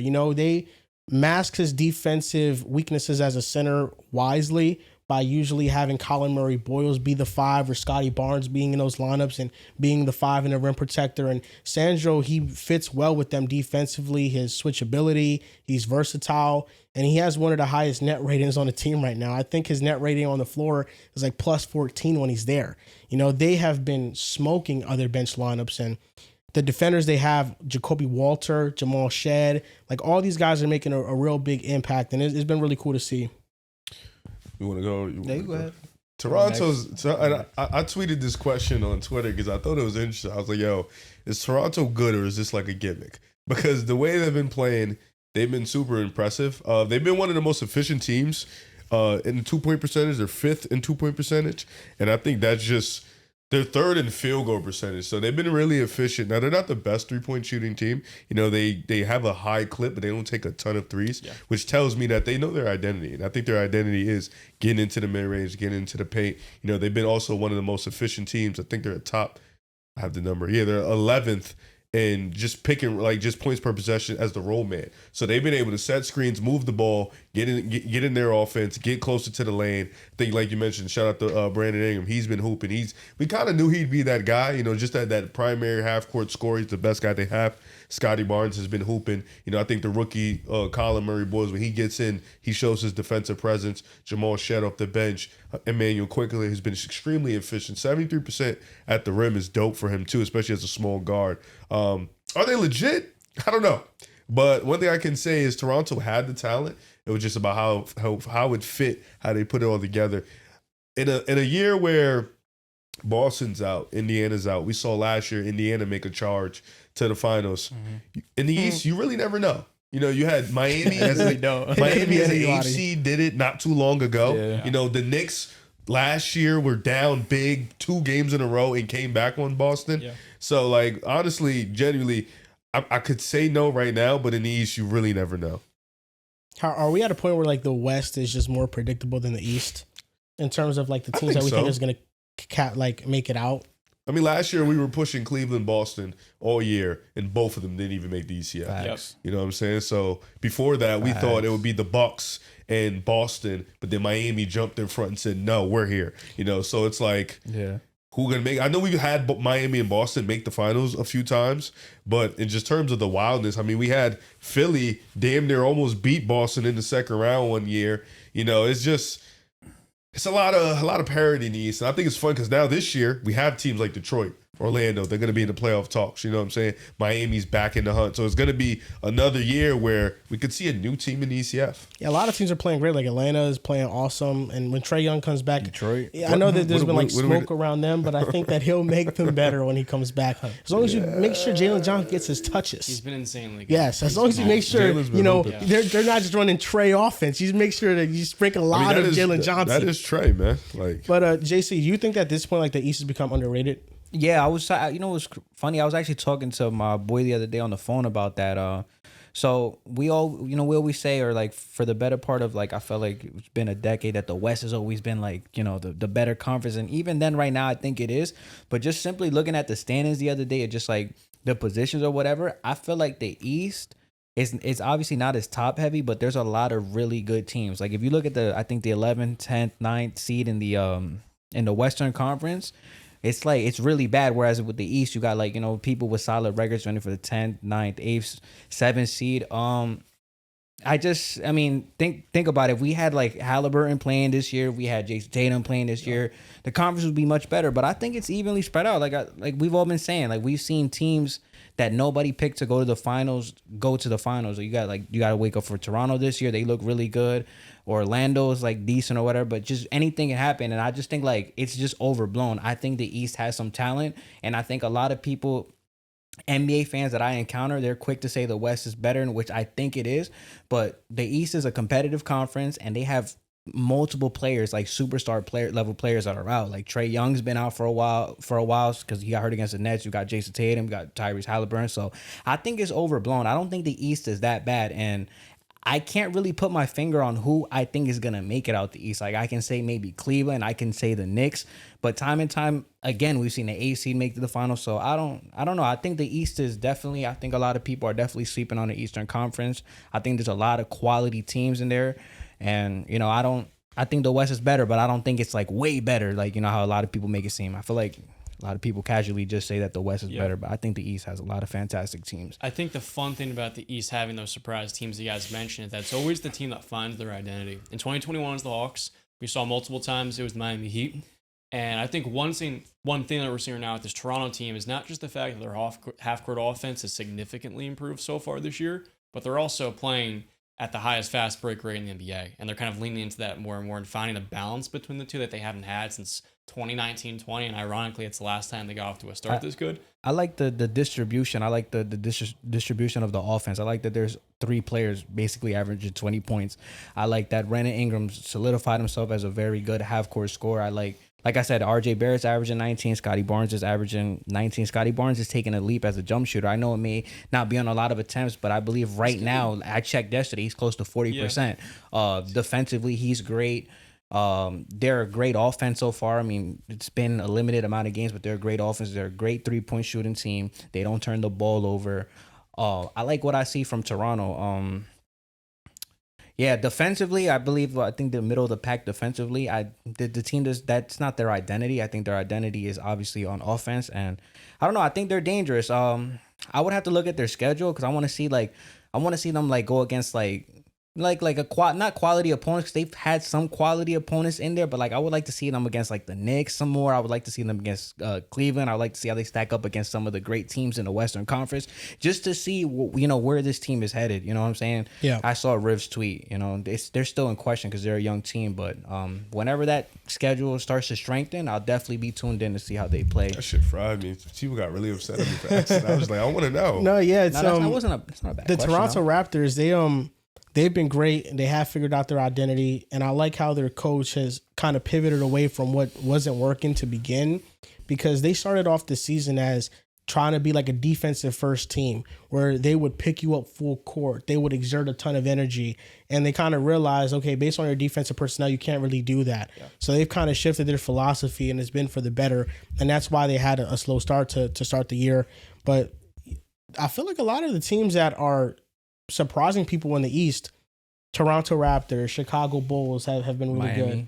We'll talk about the Pistons in a bit, but like those teams have kind of been emulating a Pacers style brand of basketball where they're just trying to tire teams out and play really fast. The Bulls are a good example of this too. I feel like they did a little bit of that last year, towards the end of last year. Yeah. And the Bulls were very competitive towards the end of last year when they started to lean in all the way into it. Yeah. It seems like, especially like to just juice up regular season wins, if you can just be the higher effort team, outwork them, it can lead to a lot of regular season success. The Pistons right now are number one in the conference. What's your thoughts on Giddey, man? I think Josh Giddey, he had a poor shooting night. No, I'm not even talking about that. Oh, I'm sorry. It did come off rude, and I apologize. I meant, like, what do you think is just his long-term ceiling? That's what I meant. I think Josh Giddey could be one of the 15 best point guards in the NBA. That's such a like. I meant okay. Like like I think that he can. Why do he be listen the Take his position. I think he can be the. So what would that be, like, top 30, top 35, around there? Like I think he can be their franchise point guard, and they're gonna go into this offseason with the max cap slot space. I think they could potentially add to the team, and I think that with Josh Giddey, how he's playing, number one, the contract he got in the offseason is looking like a bargain. $25 million a year. He's playing like a $40 million player right now. So I feel like you can go into this offseason saying this team is being built around Josh Giddey and it's being built around Matas Buzelis, and we're going to try to plug in pieces around them.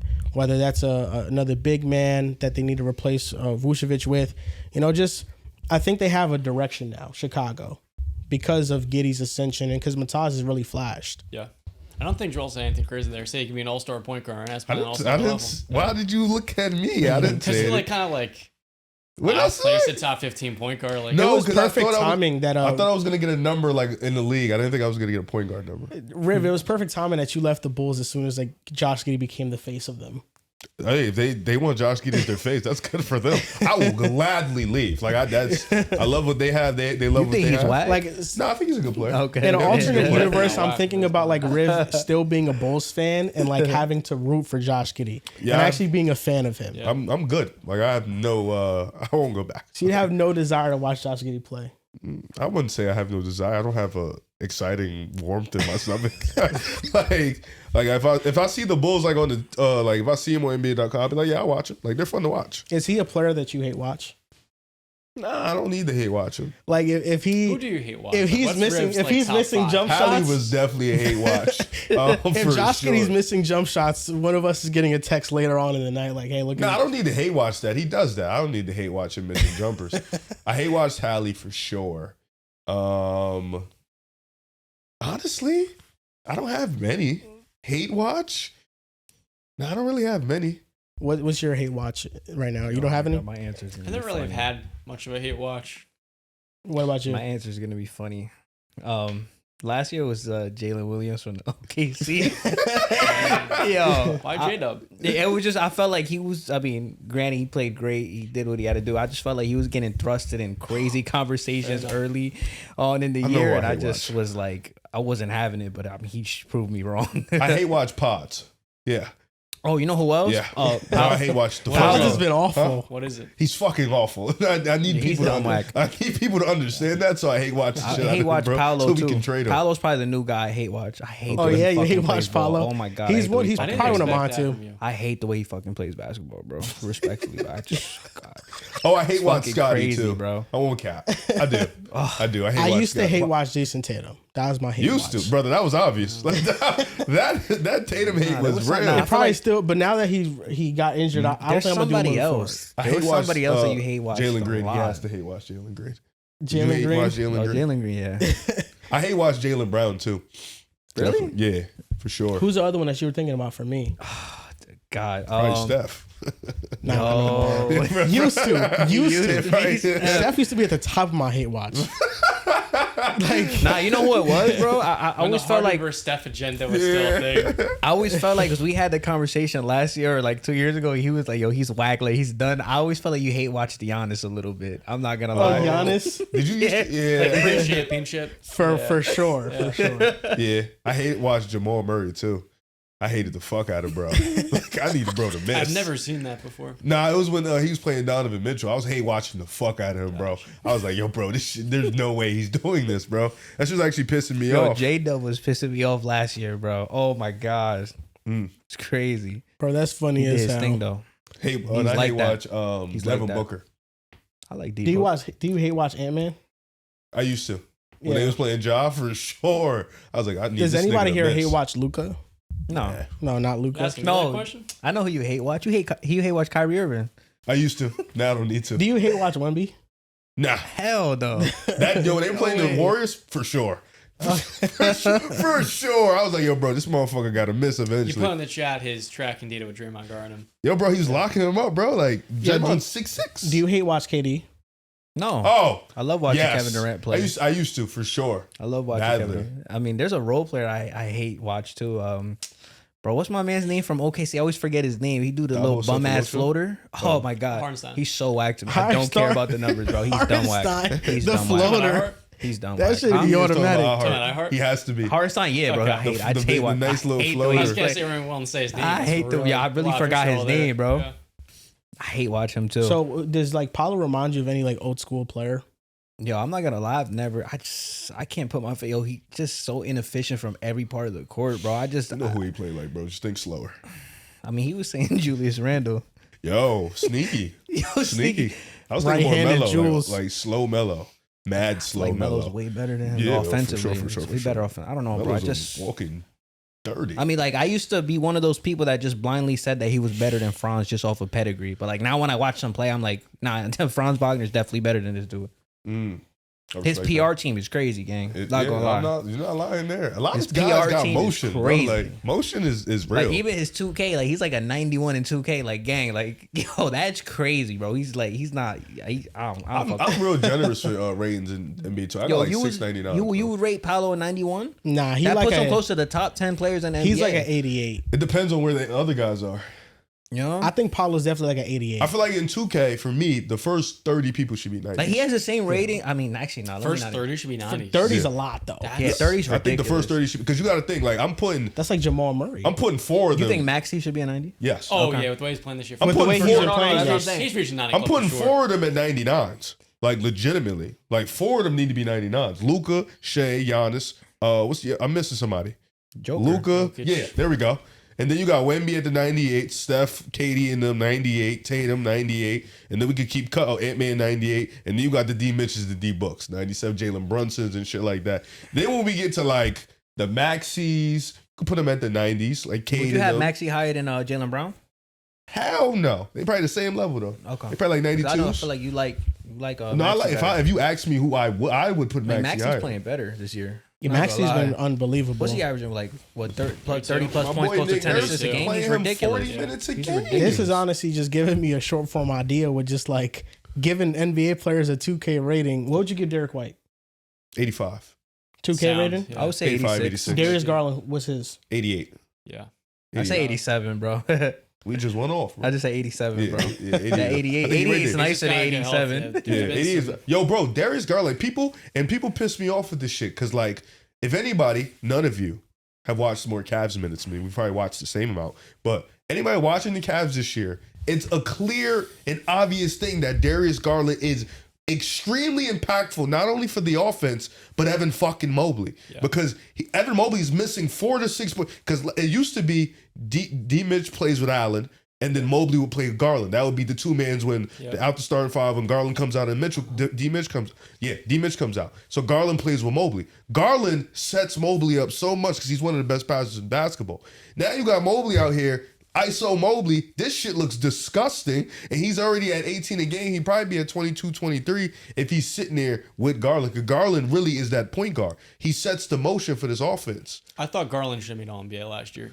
Fucking demon. Like he's a gotta get well dog. soon. He's so efficient. He's another efficient scorer. Then he's a passer. Like he's one of the best passers in the game. One of the best pick and roll players in the game. He can shoot from anywhere. Mid-range floater, layups, 3-point line. Dickheads are talking about motherfuckers like Jalen Green and Austin Reeves and shit are better than him. But look at the fuck that he do. Like Austin Reeves, Nah, I mean. Derek White and shit I lost. hope no one's Like putting Jalen Green's no, name. bro, in it's Darius putting Garland because he gets hurt conversations. because he had a stinker in the playoffs. He did. He wasn't healthy. He was dragging a fat ass toe, and we talking about Derek White is better than Darius Garland. What are we doing? Like, like Nah, I come on. never thought that, Nah, bro. not you, bro. I'm talking about Never thought that clowns. dumb shit. Just clowns, bro. thought that dumb But shit. yeah, DG, bro, get back soon, please. Yo, this is please. a random comparison, but who you think is better, Laurie Markkinen or Derek White?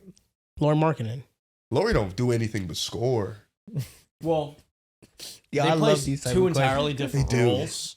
I would Who's say a better player? John got up for that one. Better You saw he player? rose Yeah. up for that Yeah, one. I sat up. Who's a better player? Derek White is more utility. maybe more I agree. valuable for high-end playoff teams. I agree. So I'd say Lauri Markkanen slightly better player. The individually, Lauri Markkanen is a better player individually. Slightly. But then when you're like, I feel I like think the more teams utility rather stuff like gets have- lost in translation all the time. Yeah, because I feel like we like it's like Derek White. Yeah, let's put him with Jason Tatum and Jaylen Brown. Let's put him with like 3 All NBA players. He's so much better than this one All Star would be with 3 All NBA He's players. frying Derek White. Like, I think that if Lauri Markkanen was like with 3 All NBA level players, he would look like just as good, if not better. I think it's let me use Sengun and KD. Who do you think is a better just player in totality? KD. I think it's Sengun, low key, just wait, overall. offensively? No, just in general, like overall from the skill Defensively and department. everything? I think so. But I think he's a better all around player. But who's a better player? You know what I'm saying? Like it's Kevin Durant. You know, I understand what you're saying. And I Yeah. think that's the situation with Lauri and Derek White. Like who's a better player? It's Lauri Markkanen. I understand your You know what I'm comparison. saying? I don't agree with the KD Sengun part. yeah, No, I I feel think like KD is more skillful than I was about Sengun. You get what I'm trying to say though. Because Like KD's do, an I do. all-around I player understand too. your he beats example. him in a few more categories. Yeah. So you're saying he's a better KD's player. an So, all-around like, player too. Yeah, as long It as is you on give But But him like, that too. I get it, I don't know. I feel like Derek White got the benefit of the doubt because Like, how would Derek White look on Utah? listen, bro, as the like, one? I mean, Like, look this at shit he would look- look crazy. He's looking right bro. now like he's a third He's option. playing or behind like a second option. Jaylen Brown. Yeah, and Jaylen Brown has been like automatic from mid range this year. He's like been amazing. Like, I just, He's been, you can argue, one of the 5 best players in the Eastern Conference this year, Jaylen Brown. yo, he's But, dumb nice, bro. Obviously, Drew was pushing the Derek White over Garland agenda. So was Dels, but a lot of the internet was doing it too. I feel like that's just what happens when a player's in a winning situation. Yeah. And you have another. I Sounds feel easy, like bro. a lot of the times defense gets overvalued. And I say that because just think about it. And this is just a simple thought. Mm-hmm. The most elite defenders, if they aren't viable offensively, they are detriments. The best offensive players cannot be viable defensively, and they can be top 10 players. For sure. There is no defensive player that is a 100 defensive player, but lacks so many offensive skills fact. that can ever be a top 10 You're player. thinking like the Rudy Gobert Well, is in like this the time, peak yeah. example of that. In this time, like yeah. Rudy Gobert is an elite defender because of his offensive ability, which isn't even terrible because he sets screens very well. He still finishes highly, but he just Dunks. can't really Runs the catch the floor ball well. How about someone consistently. like just He as an sticks her example hands, of an but old he era, but like how runs about bad someone like on Ben offense. Wallace? Was he? Ben Wallace was never top He was 10. never any like top. You know, 15, he was never none of that. But he was Not one. defensive We talking player, about dude. we talking about defense. He Yeah. top No, Like, for five. look sure. at Tony No, but- Allen. He's one of the best I was just perimeter about to say defenders Tony ever. Allen. He's role player because the offensive skill didn't match up with it. I was thinking of an extreme role player like Andre Roberson, or like Who's also an elite defensive defender. Freaking crazy. I'm too. thinking more like Andre Karolinko. He would be like a Now defensive Karolinko star. was a good all-around player though. He was, but I'm saying his numbers was like 12, 7, 8, Word. shit like that. Thinking like guys like His 04 year was ridiculous. Defensively, awesome. what, like Yeah, 4 like just blocks, 3 steals, is crazy. primary defensive guys that can maybe give you a little bit of offense, but not really the offensive guy. Like if we did sliders, I think offense would lean like 80 and defense would be like 20. That's how I think it is. Or maybe Ooh. like more of like a 75-20 Yeah, split. a little closer. You know, Nah, 70-30. nah, But they- for the most part, he's like I absolutely think right. that's how important offense Because is. defense, we talk about the offensive guys, they can still hold their own to a degree. You know what I'm saying? You Yeah. can't A lot get of it's A lot effort. of it's the role that you're in. the facts the that too. expectation But if you're for able you. to play that role, you know what I'm saying? Like to be able to be a good team defender, is still you still need to do Like that. you're not building a team around a defensive first player. You're not Who has ever done that in like NBA history, if we're being honest? Was Giannis a defensive first player when they started doing it? I still don't, I can't even say that. How about Kawhi Leonard? I can't even say They that didn't because really build the team around him. because I at know. some point their offense like just caught up to their Yeah. defense to where they were so elite offensive that I you guess can build Dwight around Howard. them. Yeah, Dwight Howard's a very Yeah. good shot. Yeah. Appreciate it, bro. That is a good shot. That would be That's like them because his defense, his offense was good, but that boy, that other end defense was was crazy. nuts. But even Four then, we're defense talking players? about Crazy. like an A+ on defense and like a B+ on Yo, offense. sneaky one, Joakim Noah, that 1 year. Joakim Noah. Yeah, that Defensive 1 player year. of the year. Yeah. Yeah, that 1 year. His defense cleared the 14? offense. Wasn't even close. By the way, Lauri Markkanen's averaging the most quiet 30 points per game in the NBA. That's Yo, the only reason I yeah. brought it up is because he's averaging 30. I just No, wanted to he's see what going- people There's 6 thought. players doing it right now. He's one of the 6. Yeah. I just wanted to see what people Nuts. thought It about Lauri. highlights That's too the all. market because not a whole lot of people are watching the 4 or 5 win Utah Jazz right now. 5 and 9. Compare it to a team like Boston that's perennially in the conference finals, and you're watching Derek White take over playoff games. I mean, people on Twitter are going nuts over, I think, Zach Lowe's mock trade for Lauri that features What like was 4 first-round picks traded and like What a team young would he be player. going to, dude? I don't know exactly, but I think the topic is the team that was talked about was the Pistons. If the Pistons wanted to trade for Lauri Markkanen, they would have to trade one of their young stars and like mad first, like Ron Holland and 3-4 firsts. I'm good. How do you look back at the Warriors not getting Jaden Lauri Ivey, Markkanen Ron because of Draymond Holland. Green? I'm good. 3 You were firsts. cool off it, even now with how well he's been producing. Yeah, I'm cool off Lauri. Lauri on the Warriors would have been tough. I'm cool off Lauri. For the Pistons, I just don't. Here's the thing. Love Detroit. Love what they're doing. Top of the league in defense. 11-game win streak right now. 11-game win streak. Dennis Jenkins, if that is his first name, I'm sorry if it's not. It is. If I'm pronouncing it correctly. It's been awesome. Just the foundation JB Bickerstaff has built for this team and building a culture and everybody walking into that arena being a part of that culture and living that culture on the court. Like you mentioned, Jalen Duren, Ron Holland, his energy off the bench, Asar, his defense, Tobias Harris, his veteranship. Like everybody has been a plus for them. And I think trading for Lauri, I don't know if it changes the ceiling too much of the team. I feel like this team needs an all-in move or nothing. Like just ride with the youth and keep improving. Because unless it's like, and I've said this before, unless it's unless it's D-Book, I'm good. Fire. Like I won't move for Zach. Come back on I won't move for Lauri. Okay. Unless it's that all-in move to pair Cade with a real legit scorer opposite of him, like Devin Booker. Shot creator type. Like a shot creator. Yeah, like unless we get some of that, because we gonna have to move a ton. And, unless we doing that, I'm cool off I like the team they have. I like the identity they have. Plus, you don't want to bring in a Lauri who's kind of been in Utah. You don't know what type of value he can bring also to the foundation of what they built. You don't want to ruin that. I think that's the important part to bring Detroit back from what it was, is building this foundation. And now you got, Cade getting his sneaker deal. Got all the young players playing well. You got guys coming off for 2 ways playing well.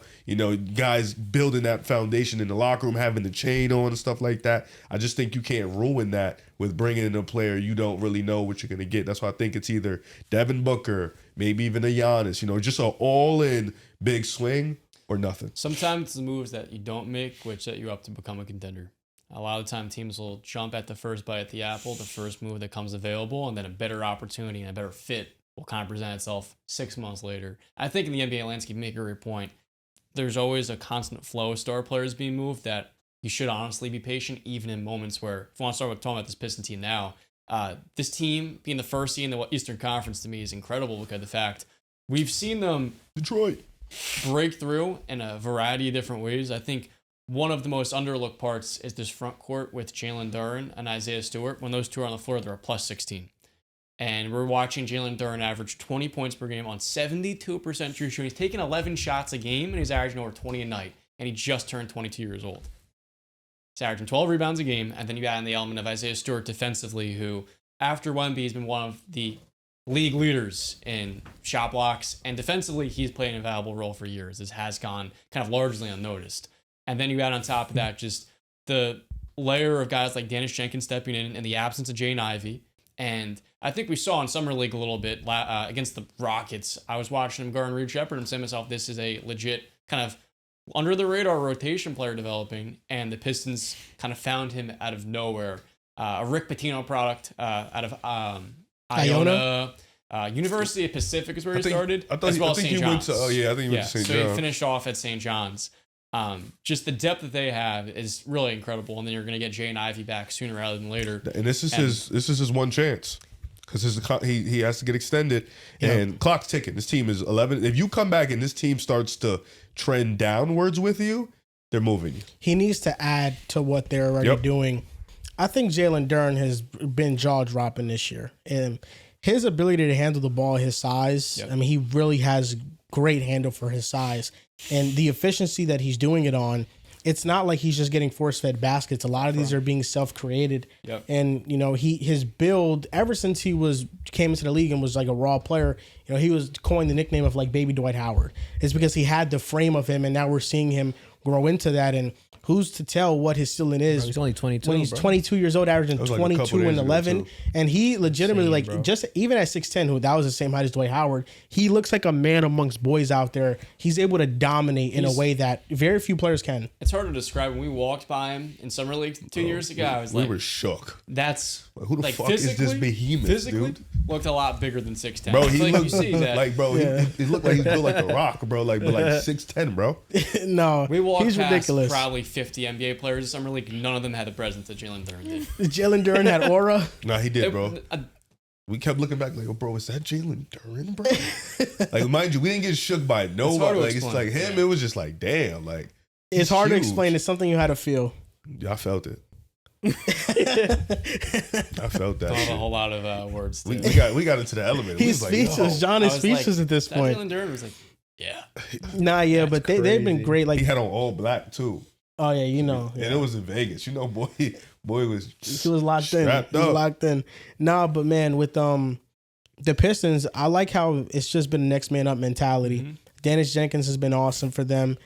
Cade Cunningham, he's taking another leap into becoming a superstar player. 3-point shot to fly. Like one of the 10 best players in the world. Like I think he's putting himself in a tier where you can argue him over a lot of other players that maybe more established, or that maybe are around the same age bracket as him. I think he's putting himself in some real elite company with his play.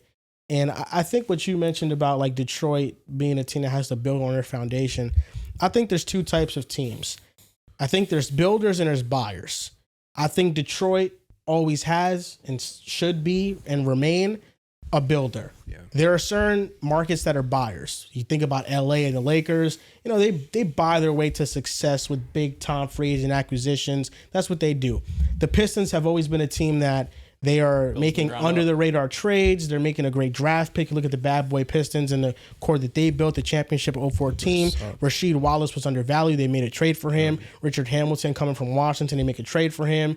But Tayshaun Prince was developed in Detroit. Like that type of attitude, I feel like if it's not, they're more so a team that needs to make moves around the edges than try to just bring on like the next star that comes in. So like a Trey Murphy. Like a Trey Murphy, I think like a Quentin Grimes if Jaden Ivey doesn't, fit well with them. And he was there and they traded him. But, I just think that they need to find players that also they mirror the mentality of what Detroit is. And I don't know Lauri Markkanen personally. I don't know if he does fit that at all. That's for them to decide. But it feels like right now they're first in the East.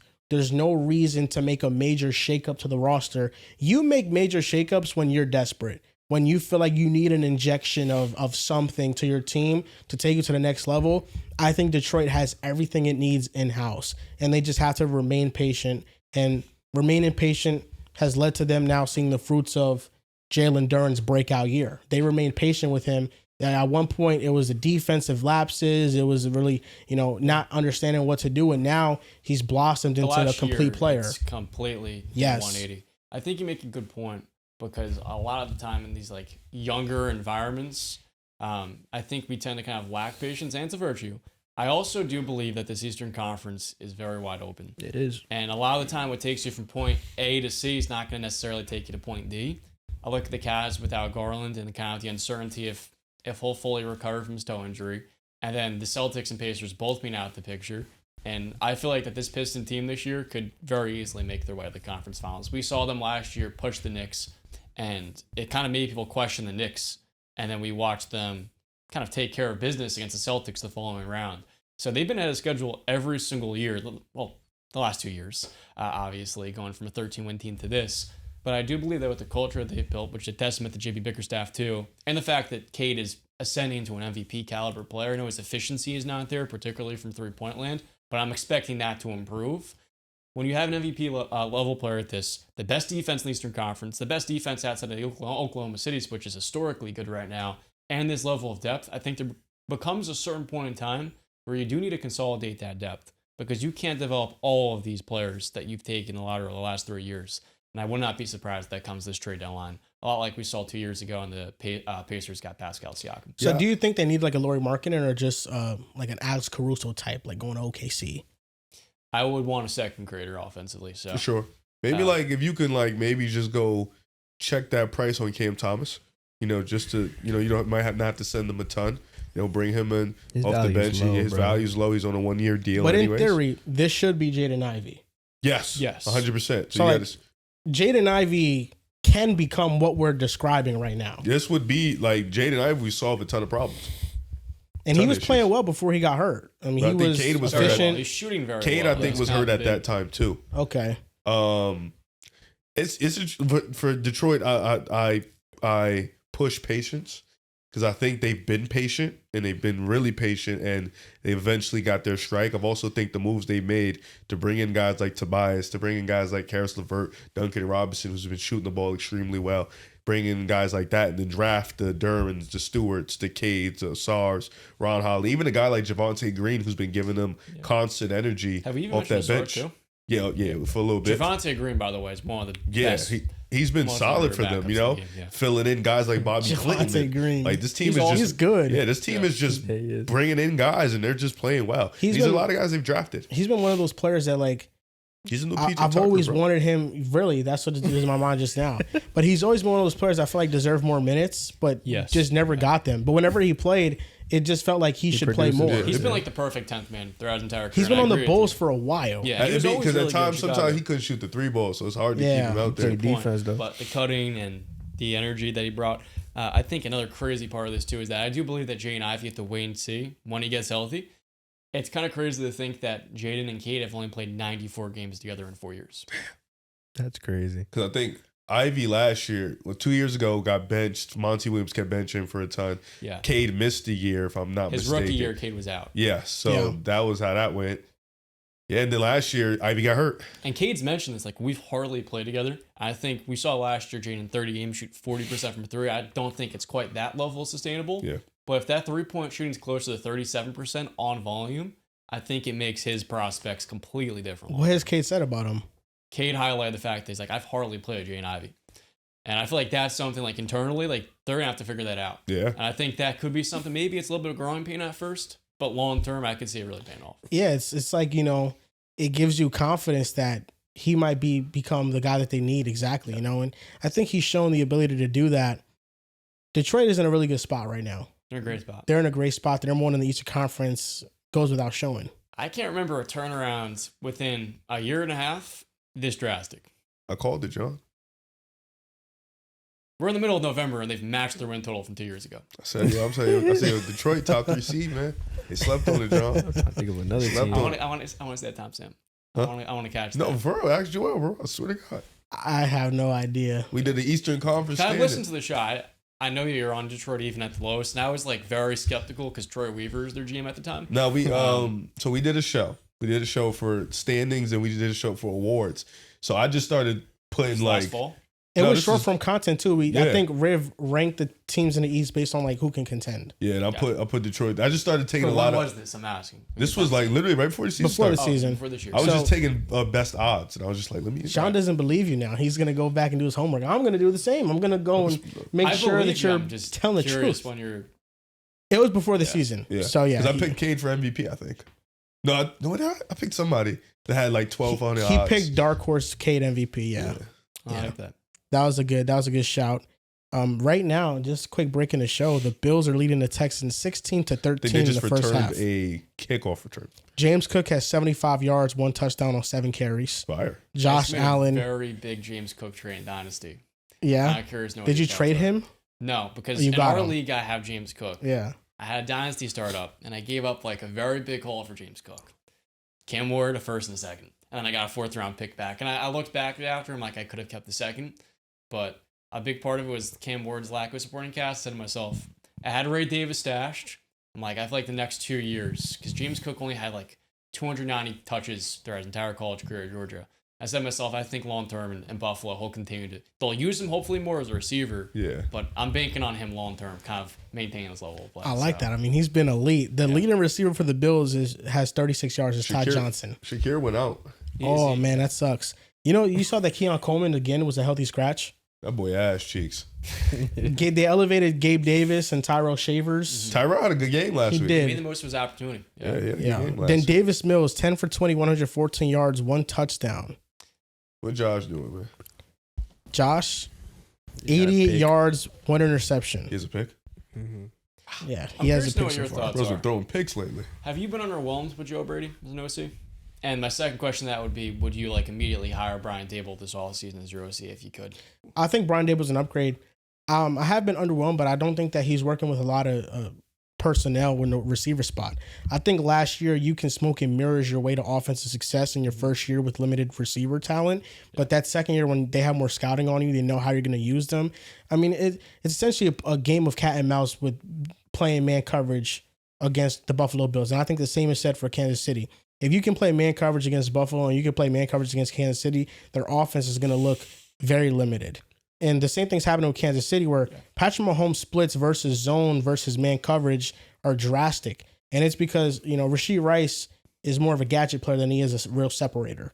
And I think that hurts them. Xavier Worthy isn't like a man coverage threat to beat somebody. They really don't have that anymore. And I think Buffalo's situation is even worse. They really don't have that. Mm-hmm. And Keon Coleman was never that. That's why they try to get Jalen Waddle at the deadline. Yeah. I love me some Khalil, but they need some real juice. I love me some Khalil. Even Baltimore has that with Zay Flowers. Like Zay Flowers, and Isaiah Likely, low key. Yeah, like Kincaid's been hurt too. That's what's hurting him. Zay Flowers awesome might not have the counting stats, but just from a beating man coverage standpoint, he is like such a refined route runner where he is better than anybody that Buffalo and Kansas City have. So I think that's hurting their offense a lot. But Joe Brady is going to get the blame for that. But they just need better talent. They just need to draft better. I've just been disappointed with the lack of usage for Khalil as a receiver, especially when he's as good after the catch as he is. It's just his route turn is clean. I know James Cook's not the best pass blocker, but I feel like he should be on the field way more on third down. And we saw last week as a receiver to be utilized more in that element. Because to me, he's like more of a complete weapon and he's gotten better and better each year, kind of between the tackles. But I feel like they've kind of left some meat on the bone there. And it's made Allen week to week have to be Superman. So I want to talk about this other up and coming, really not up and coming because they've been here since last year, but the Houston Rockets, another young team that added a veteran presence, Kevin Durant. And they've been the number one offensive rated team in the NBA this year. They played Cleveland in a primetime matchup on ESPN, and it just looked like they always beat Cleveland. They were the much better team. Their stars performed better, and Alperen Sengun had 16 points against Evan Mobley, who's the reigning defensive player of the year, and was 7 for 9 from the field. When you watch that game transpire, Evan Mobley couldn't guard him. Alperen Sengun was doing whatever he wanted with him. Alperen Sengun is somebody in the past that dropped 45 on Wemby. He's somebody earlier this year that he was able to score in the post on Wemby. And are we right now seeing the ascension of a young, true superstar, and maybe his ceiling is higher than we all maybe anticipated? Now, I know I've been on the Alperen Sengun train for a little while, and maybe it took Jalen Green being out of Houston, but the offense finally running through him. Yeah. I think Kevin Durant is a big reason why they're first in offensive rating. Let me just get that out there. But I think Alperen Sengun deserves a lot of credit, and he is the hub of the offense right now. And it very much looks like we're watching like Nikola Jokic. Not to, I'm comparing the two. Nikola Jokic is in a class of his own, but you saw how Nikola Jokic was developing year in and year out before everybody thought he was the MVP and before he became the MVP. Yeah.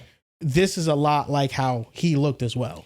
He's the hub of the number one ranked offense in the NBA right now. And I think we saw last night, too, them kind of dominating Cleveland on the offensive glass. And the Cavs have had issues with that against New York, too. But I think when you look at this Houston team, number one ranked offense, number one rebounding team, Sengun's taking a step forward. He's still not at that like 4 3-point attempt mark yet, but we're seeing the efficiency, we're seeing the comfort level, seeing him extend out, and that's allowed them to play these bigger lineups. We're reaching a point with Sengun where he's no longer just an all-star, no longer, and I would still say KD's the best player on this team, but we're reaching the point with Sengun where he's becoming an all-NBA player, and he's always been underappreciated defensively, playing a role within this unit. I think we're getting closer and closer to that point where I feel like with the way he's playing right now, he's a top 5 center in the game. And I feel like a year ago, people weren't as comfortable or confident saying that as we are now. I just want to say this one quick thing, and then I'll get back with Sengun. Donovan Mitchell is shooting 69% at the rim, 60% from the short mid, and 60% from the long mid, while he's shooting 39% from the three-point line. What the fuck? Bro. His efficiency has been insane. What? Alperen Sengun. In the top 5, like piggybacking on what John said, is Alperen Sengun the top 5 center to start the year in basketball or just right going now? Forward? Who do you? Yeah, going forward. If you had to rank top 5 centers, I think number 1 is easy. It's Nikola Jokic. I'll make it easier. I had my rankings, Wemby. and I thought about how I wanted to do my rankings. And at first I said I wanted to give some credit to the people who have done it longer. But then I said, you know what? I don't want to do that. I just want to say, based on going forward where we are, who I'd want. If I had to start a team, who I'd want. Number 1 is Nikola Jokic. Number 2 is Victor Wembanyama. Number 3 is Alperen Sengun. I have him above Bam Adebayo at 4, Cat at 5. Then I have Chet Holmgren at 6. I have Jalen Duren at 7. And then 8, 9, and 10 is Rudy Gobert, Zubats, and Joel Embiid, just because I feel like I had to respect his talent somewhat. Respectable. Joel Embiid. I mean, I couldn't leave Joel Embiid off the top 10, even though he doesn't play. In the minutes he's playing, he's like ridiculous. Yeah, the defense has been a shell of itself. But I think Sengun is the 3rd best center in basketball going forward. I don't hate it. He's pretty young. He'll continue to improve. Like between him, Bam Adebayo, I understand the arguments for Bam Adebayo defensively. Yeah, I think that Sengun is such a better offensive player than him because of the playmaking ability. Bam's even a though pretty good playmaker too. Bam has improved from the mid-range and from 3. He's up to like 5 attempts this year and shooting a good percentage from 3. Yeah, he is. So he's really improved his range. And of course, we know the defense between those two are night and day. And then with Cat, the reason why I ranked Bam over Cat is that Bam is just an elite defender and Cat is a liability defensively. And the reason why I ranked Sengun over Cat is because I think Sengun is a much better defender than Cat. And while I think that, Cat's talent as a shooter surpasses Sengun's, what Sengun can do by putting the ball on the floor and initiating offense is, I think that makes him a better offensive player than Cat overall. So I think him averaging 23 points, 10 rebounds, and 7 assists per game this year, it's pretty remarkable, and especially the shooting that Houston has now with Reed Shepherd, who's shooting like 47% from 3. Yeah. He's been a flamethrower, and he also makes plays defensively. He really gets his hands in passing lanes and steals the ball. He's disruptive. He's looked really freaking good this year. He has. It's kind of like a tale of two halves because the limit is his ability to create inside and generate kind of open those opportunities as a driver. And for as pesky as a defender as he is, he's undersized. So I would say, honestly, my list would not look a whole lot different. I think the one player in there who perennially is a top 5 center when he's healthy is Anthony Davis. But over the last year, we've seen after the Lakers traded him, he hasn't been healthy really at all. And moving forward, when I'm making my list, I would have Sengun above Anthony Davis. So we're counting AD as a center because I've viewed him as a power forward since going to Dallas. But I can understand viewing him as a center with all the years in LA. Yeah.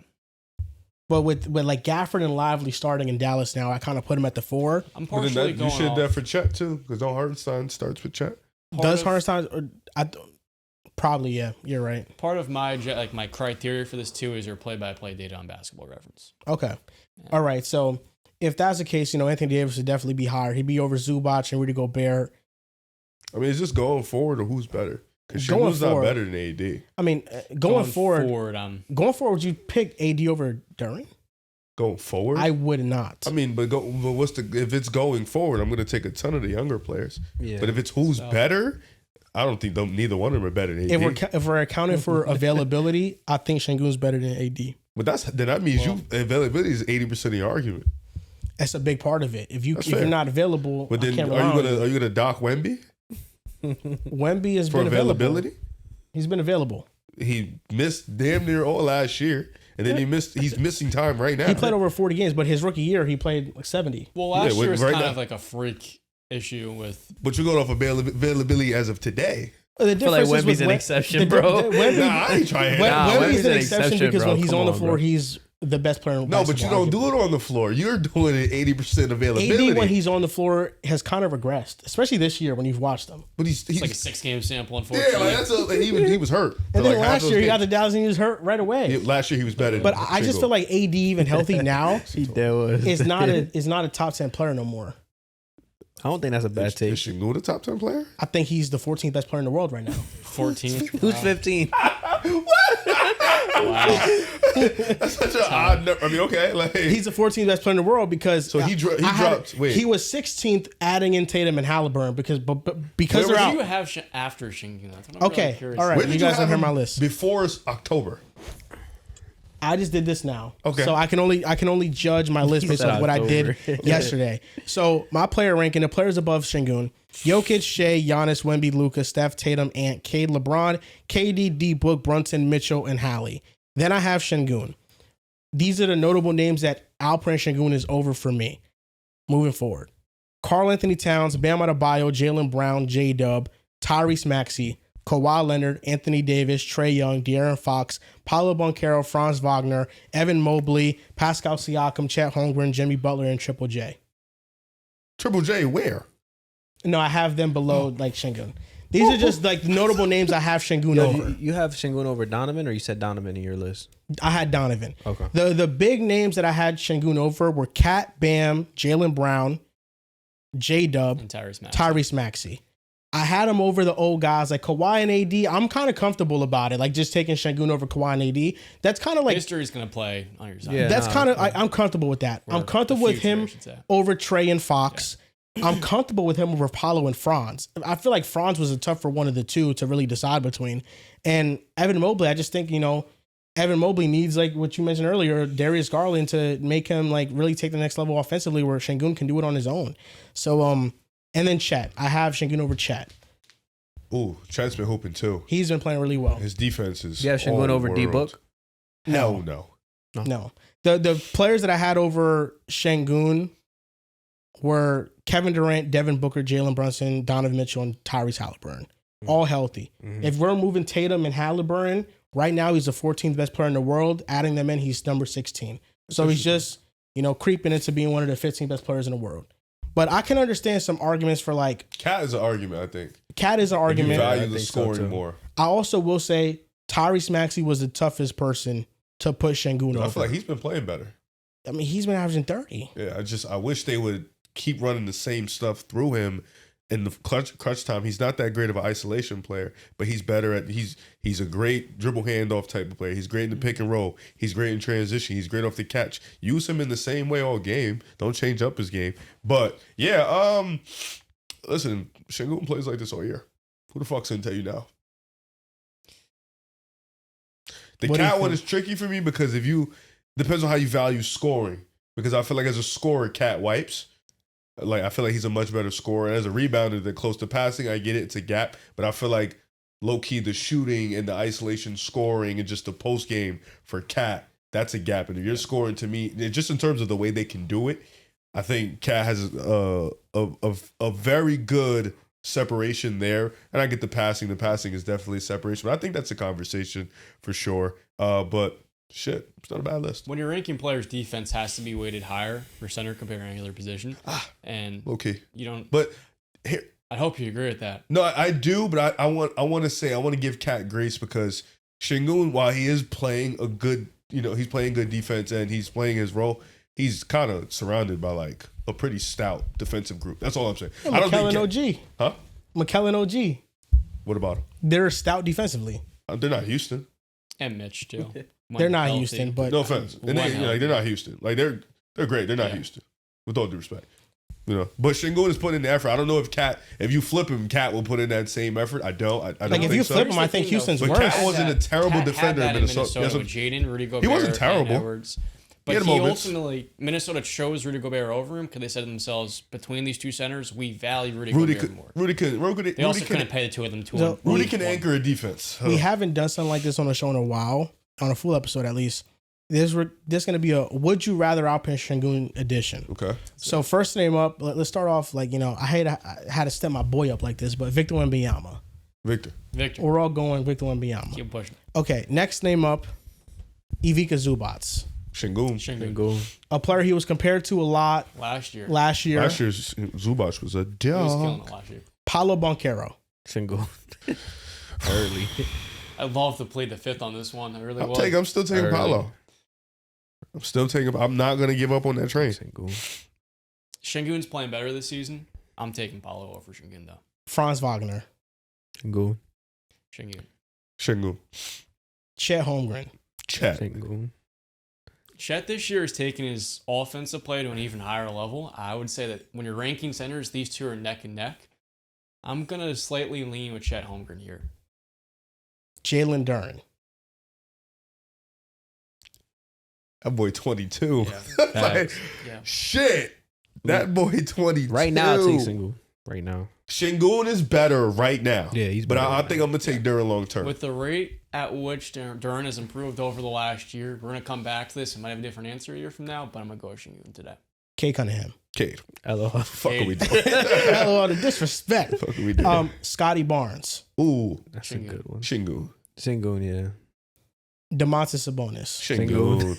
He's honestly, I feel like he's more upgraded Sabonis because the way they play bully ball in person. Because Joker ain't really, he Yeah, can you play always bully hated ball, but he's very, I got touch. I got was this never flow a and fan shit. of Yeah, Sabonis. but nah, I think Sengun is really the more upgraded Sabonis personally. Yeah.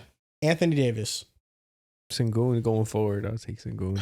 This one's tough on AD because he got the injuries, the age, he's getting old. AD's played, 15 games in Dallas? This is Yeah, tough. some shit like that, bro. Over the last year, the answer is easily Anthony Davis. Moving forward, it will be Alperen Sengun. And a large part of that is due to the lack of availability by AD. And also the side, he's on the wrong side of 30, and we're seeing The injury stuff is scary for him, man. better. I'll take Sengun. There's like a clear regression that it seems like he's headed towards. Yeah. And It's Yeah. unfortunate. it's like you want to hop off the train before Exactly. it happens. Next name up, Evan Mobley. Are we staying Sengun. on this train? No, we're not, John. I'm gonna- going with Sengun. I'm gonna still stay on my boy. I'm gonna take Mobley out of I'm gonna bias. go You watched last night, though. You going Yeah. Sengun? I go Mobley out of bias. I got to say that for the video so they won't relax. Bam Adebayo. I love Bam. I got to do this. Bam he's only like 28. Matter of fact, let me check his age first before I make this decision. 28, 29 years old. If he's 30, he's cooked. I'm He's taking not 30. Sengun. That shouldn't play a I role in don't your think decision making, though, here. Nah, it's who would you rather. It's not who you think. You determine who would you rather. All right. We're He's different 28. criteria. Bam is neck and neck with Mobley. Jesus. I would say I would have Bam ranked above Mobley, though. Like, Mhm. Mobley's like I'd rank Mobley as power forwards. I'm not going to compare him in that manner. I'm going to go between Bam and Sabonis. Bam Adebayo here. Me too. I'm still What are taking- you, Sengun? He said Sengun. Sabonis. Yeah, he said Sabonis. He said Bam and Sabonis. We're clearly I'm going taking to go Bam. between Bam and I would go Bam too. Almost did again. I would go So you guys all Bam going and Bam Sengun over here, I'm gonna go Sengun. with Bam, but it's very Bam's slight. improved offensively. I'ma The still go- defense is just what really I'm gonna just still go with Bam's does it for been me. hooping. He still has the constant 38% from protection three. of that defense. He's the anchor. He's the heart and soul He's of the a good team. playmaker. He's improved at the rim this year and as a 3-point shooter. doing this without and Hero. defensively, too. he clears. Doing this, yeah, I'm saying like, and this isn't And an he's offense that really 28. caters to him too much. So I'm gonna go with Bam. It's close though. You could go either Very way. close. Go either way. This and Cheddar close. And last name up is Karl Anthony Towns. This one's close to me. Yeah. All these centers, like 3 through 8, are ranked very tightly together. And a lot of it's what you value. I value Sengun's skill set more. I'm going to go with Sengun here. This is a tough one. Cass is a dude. I Cat. don't want this. Way better score, but the playmaking, better defense, and you're also getting, to me, better The rebounding. playmaking is kind of what gives it to me. Cat's a rebounder. He is. Cat's a better rebounder than Sengun. I think so. Oh, I he think- is. Yeah, Yeah. I think so. Yeah, Cat's Cat a averages like rebounder. Cat Yeah, averages like 13 when he rebounds was a the game, only bro. 5 out there and Thibodeau had him playing madly, Nah, he's getting Cat get 15, bored. 20 rebounds. I'm going to go Sengun, though. That's another one that's close too though. Now, before we move on, just this thing I found interesting. So between him and Bam Adebayo, and these are the only two people that I really compared. Sengun is shooting 51.8% in restricted area and in the paint this year. Bam Adebayo is at 57.4% in the restricted area and in the paint, according to NBA.com. Now, here's the difference, though. Sengun has an assist percentage on those type of baskets 35.3% of the time. So 35.3% of the time, Sengun is getting assisted on those baskets. Bam Adebayo is at 72.1%. So I think the efficiency drop off has more to do with having to be more of a self-creator than not having like the consistent touch around there. 35% of his buckets within that type of range. I mean, he's creating. You're not having a point guard in there running pick and rolls and giving him an easy layup at the rim. You a hub, man. You got to get those. Yeah, but I feel like that's the reason for his drop off, and I do believe in him long term to kind of right the ship on his efficiency. I feel like he's improved in so many areas already. I'm kind of just banking on it. Now to end the show, we're going to do NFL Pick'em Week 12 edition. Now, shout out to Splash Sports, the sponsor of today's episode. You guys can use code PICKAS on their app and get $50 when you deposit money into their app. It's a great way to play. They have quick picks. They have passing, props, rushing, receiving. But the best thing I love about Splash Sports is that we have an NFL Pick'em contest there every single week. And the NFL season is closing down, but I mean, we consistently are getting 500 to 600 entries. So you have a real chance to win money on prospects if you go and enter into one of our Pick a Side contests. We have a contest up right now for NFL Week 12. And if you do great this upcoming week, you could win some money on Splash Sports. Make sure you guys use Splash Sports. Now, first game up, Thursday Night Football, Bills at Texans. This is going on while we're recording, yes. But I had the Bills. Texans are up 20-16 right now. Oh, they scored? I had the Bills in this one. I took Buffalo, and if they end up losing this game, and I don't know. Hope not. Davis Mills, hope not. But I have the Buffalo Bills too. Yeah. Bills, so We'll see if we're right on that. The Patriots at the Bengals. Interesting game. Joe Burrow should be back. Yeah, this one was sneaky for me. I'm going to go back and forth on this for a couple of days, but I think the Joe Burrow coming back narrative is cool. I think T. Higgins talked about he looked outstanding in practice, but is Jamar Chase suspended for this game? Yes. He is, so that's going to play. There's no way he was winning that appeal. Yeah, no, it's hilarious the way he did that. I'm going to go with the Patriots now, just finding out that Jamar Chase is in fact suspended. I'm going New England here, but Burrow makes this a very clear upset alert game to me. Even with Burrow playing, I just look at how inept the Bengals defense is. And this feels like a Drake May 4 or 5 touchdown game if he really wanted to do it. Mm-hmm. Like that's how much of a beat down they could put on this Bengals defense. They don't get after the quarterback at all. It's a historically bad defense. I'm going with the Patriots even on the road. Patriots. Next game up, the Steelers at the Bears. This is a game of the week potential. I mean, the Bears are playing really well. They're first in the NFC North. The Steelers, they just got a huge win against Cincinnati, but the week before was very disappointing against the Chargers. You know, who is this Steelers team? And you can ask the same question about Chicago. So before we recorded, I was going with the Bears. And I'm going to switch my pick on the air. I'm going to go with the Steelers in this matchup. I expect them to force a few turnovers. All week in practice long, they've kind of been preparing for Caleb Williams' sack evasion and his ability in kind of scramble drill to make plays. And I could see TJ Watt, Nick Herbig, and some of these interior defensive linemen stepping up, making a few big plays in this game. I also think the Steelers' run defense will be prepared too for Manungai and Swift. So I'm going to go with the Steelers in this matchup, but it's going to be a good game. This one's a tricky one because I feel like you could pick both teams. Pittsburgh needing to win. They're desperate right now. Baltimore is creeping on their heels, and they need one bad. And I think with the Aaron Rodgers injury, that kind of gives them a safer floor. You know, I think Aaron was hooping. Last couple weeks, he's been struggling. Mason Rudolph, for guys who are just a little bit younger, a little bit more athletic, can move, a little bit more healthy. But the Chicago Bears team is rolling. This offense is starting to get it together. Caleb is one of the best sack evasion quarterbacks, guys that can just break off and get out into that backfield and make plays. It's really ridiculous. His off-platform throws are amazing. I think I'm going to go with Chicago here. I think I'm going to still ride the wave. Going with Chicago, too. And Rodgers has been a limited participant in practice. I think he plays in this game. I'm going to go with the Pittsburgh Steelers here. Chicago's turnover differential and how many turnovers they force on defense is masking what has been one of the worst defenses in football. You know, teams have been able to move the ball against them, and they've been getting timely turnovers and takeaways. But when they don't get that, it looks really ugly. Like I thought Minnesota, especially when they stuck to running the football, they were very great. I mean, I'm saying like teetering elite. Mm-hmm. They're moving the ball with ease. J.J. McCarthy, I was charting it. 5 of the 11 offensive drives that Minnesota had ended because of an inaccurate throw from him. So we're talking about a quarterback that's not making the throws and continuing drives, but the Bears defense didn't look that promising even in that win, even though the score may show different. And the Bears offense, despite the numbers and all of the analytics that lean towards their favor of them being one of the 15 best offenses in the league, they're second in rushing yards total this year. It just feels like they go on lapses offensively where they're not able to consistently move the ball. And what my eyes, opportunities. Yes, what exactly like what my eyes tell me is that this Bears offense can be very hit or miss, but the run game has been like a legitimate bright spot for them. I'm gonna go with the Steelers on the road. Jets at the Ravens. Oh, this is Ravens. We don't gotta talk about it too much. Yeah, I'm going with the Ravens. Vikings at Packers. Going Green Bay in this match. Green Bay. Should be Green Bay. But Lord have mercy, do they escape these games, man? Division game. Fake demon you guys are playing, though. So This is the best time to be a Packers fan right now. Jordan Love Toyota-thon is approaching. Around the corner. It's right there. Jaden Reed is coming back. I mean, life can't be any better right now. Jordan Love just had an elite performance. I mean, this past week against the Giants.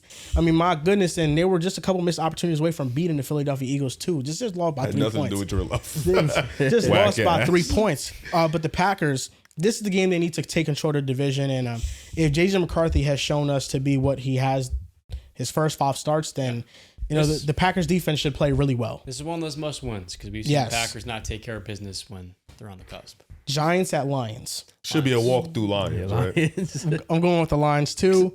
Seahawks at Titans. Should be a walk through Seattle. Seattle. Praying for Cam Ward, man. They need to get Restrepo in there or something because those weapons have been selling him. They need to draft Jordan Tyson, draft some receiver Trade talent for back him. and get yourself a handful of. Yeah.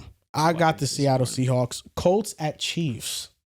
This is an interesting one because I don't know if you guys knew this, but Daniel Jones showed up on the injury report in practice today with a calf injury, and he did not practice. Oh.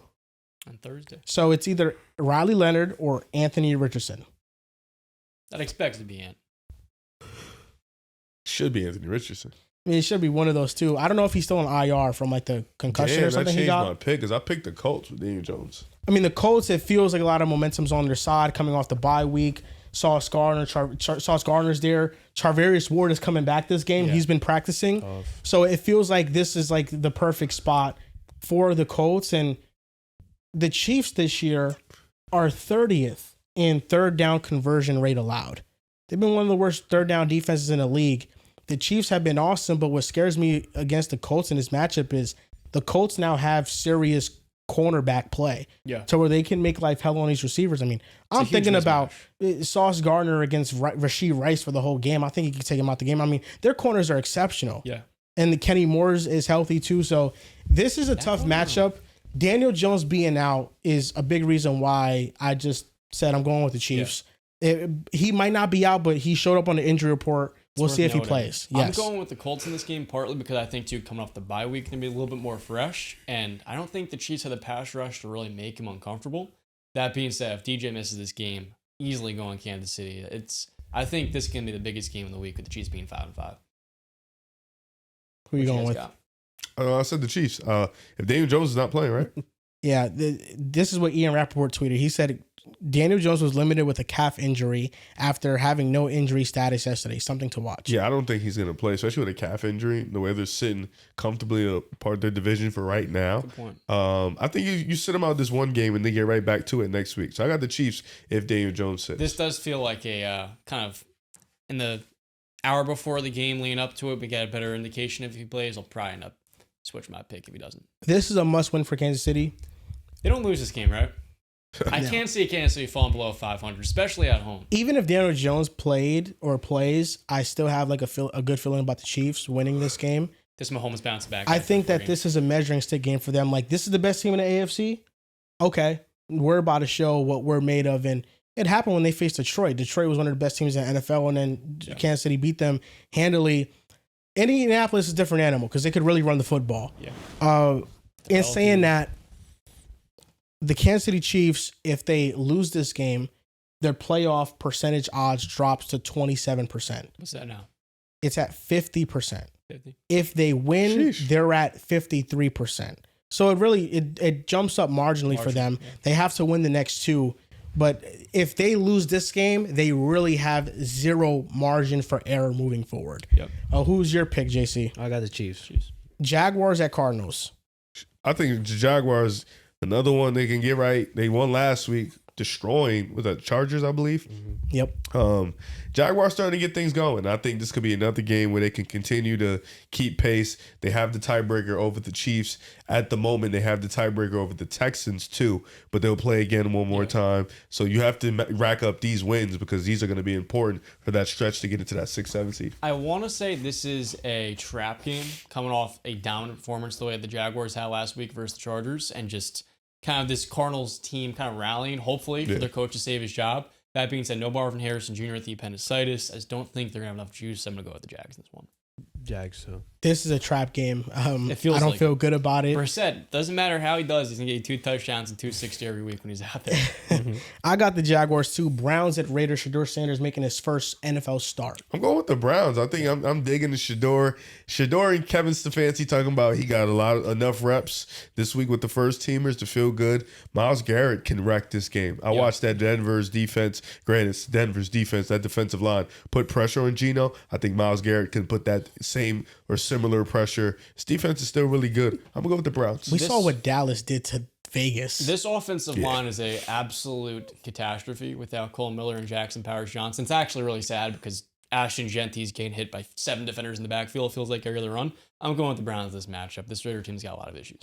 I got the Raiders. I'm going with the Browns. What's the confidence with the Raiders? Is Geno Smith? I was just looked at the win percentage. They have 70% win percentage. I was just going off that.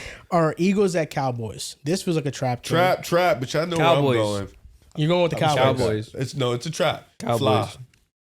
Fly. Coming off 2 big wins. Ugly, but big wins. Run the NFC North, beating Detroit, beating Green Bay. We got Dallas, and I believe we got Chicago and then the Chargers coming up. So still some tough games left.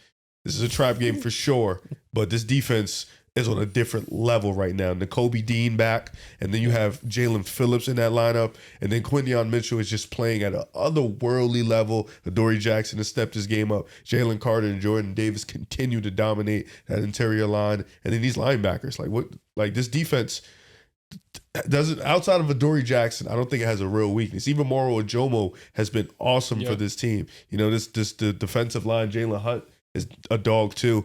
Dallas better be ready. They got, we didn't play them before with Quinnen Williams and stuff like that. So they got a little, trade deadline juice also. But I think we'll take this one. Both teams got a lot better with deadline. I'm going with Philadelphia in this one. I think Dallas is really going to make this a game. Quinnen Williams. We saw week 1. Kenny Clark is back and rolling. Osa Odigizua. Lane Johnson is out. To me, what it comes down to, there's no defense in football better than the Eagles. Maybe Denver. I think it's without PS2. I don't want to make that case though right now. It's just, I think Dallas, they need this game to go 500. They do. They're 4-5. If they win this game, it would boost them right back up in the playoff race in a very competitive NFC. I just think Dallas has more on the line in this game. I'm going with the Dallas Cowboys. That's a good pick. You need something. Dak Prescott. And it feels like, John, like a lot of the teams that, the Packers get, disrespected on are teams that disrespect the Eagles. Like, only one. The Giants blew the Eagles out. That's it. Stop. They used their 2 best defensive players. They used he stopped. You notice how he said a lot of teams. They used the Green Bay Packers as a reason, they diminished them by saying Dallas tied with them.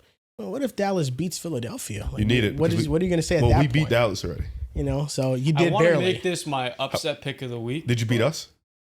Almost. It always comes back to that. Almost. I'm tempted to join you on the Cowboys, but it's not a bad pick, John. I don't think it is. I'm going with the Cowboys. Hopefully I don't chicken out at last second. Falcons at Saints. I think the Saints will win this game. Me too. I'm with Michael Penix is out for the year. This Atlanta Falcons team doesn't have its first round pick. That's going to the Rams. It's probably going to be top 5. They've stopped using Bijan for, it feels like, forever. This offense I think Drake London is also, he might not play this weekend either. He's not. Yeah, this team is just right now. Is Kirk washed? Because he probably is. I was watching some Kirk dropbacks and they look pretty rough. Yeah, this team is just in a bad vibe. I'm going with the Saints in this one. I think Tyler Shook's been a lot better than people have. No one's really giving him the credit. A lot of people dumped on him in the pre-draft process, and he's looked pretty good through 3 weeks. I also think with the Falcons injury stockpiling, New Orleans can get upset here. I'm going with the Saints. Buccaneers at Rams. I got the Rams in this one. I think I'm going with the Rams too. Bucks might drop what is this, 2 or their last 3 or 2 in a row, something like that. But the Rams are hot right now, and they've been rolling. This offense has been electric. This defense has been locked in. Emmanuel Forbes has been fake on demon time in the last couple of weeks too. I like this Rams team. I think they're going to win this game. I'm going to Los Angeles here, but I can say it's being a shootout. And last game up, we have the Panthers versus the 49ers. I'm going with the Niners. Brock looked great last week, and I think this Niners team continues to get healthy. I know the Panthers has been hot, but I like what the Niners are doing, so I'm going to go with Brock and them. It feels like the Panthers are down to come back to earth after last week's ridiculous performance, and they always kind of tend to split their matchups versus the Falcons. They'll have an awful game. They'll have a really good game. That being said, there's a part of me that kind of just expects Rico Dowdle to have an even better week. And the way that Tet looked on Sunday, I hope that they continue getting him involved because he is a absolute superstar in the making. Give me Carolina. I got the 49ers. I got the 49ers too. Tet looks like a superstar. That's awesome. Yeah. But that's going to do it for this episode of Pick a Side Podcast, episode 531. You guys can follow us on Instagram and on TikTok at Pick a Side Podcast, on Twitter at Pick a Side Pod, and on Facebook at Pick a Side Podcast. We got a page there. You guys can follow us there as well. Thank you for watching, and we'll see you guys next time.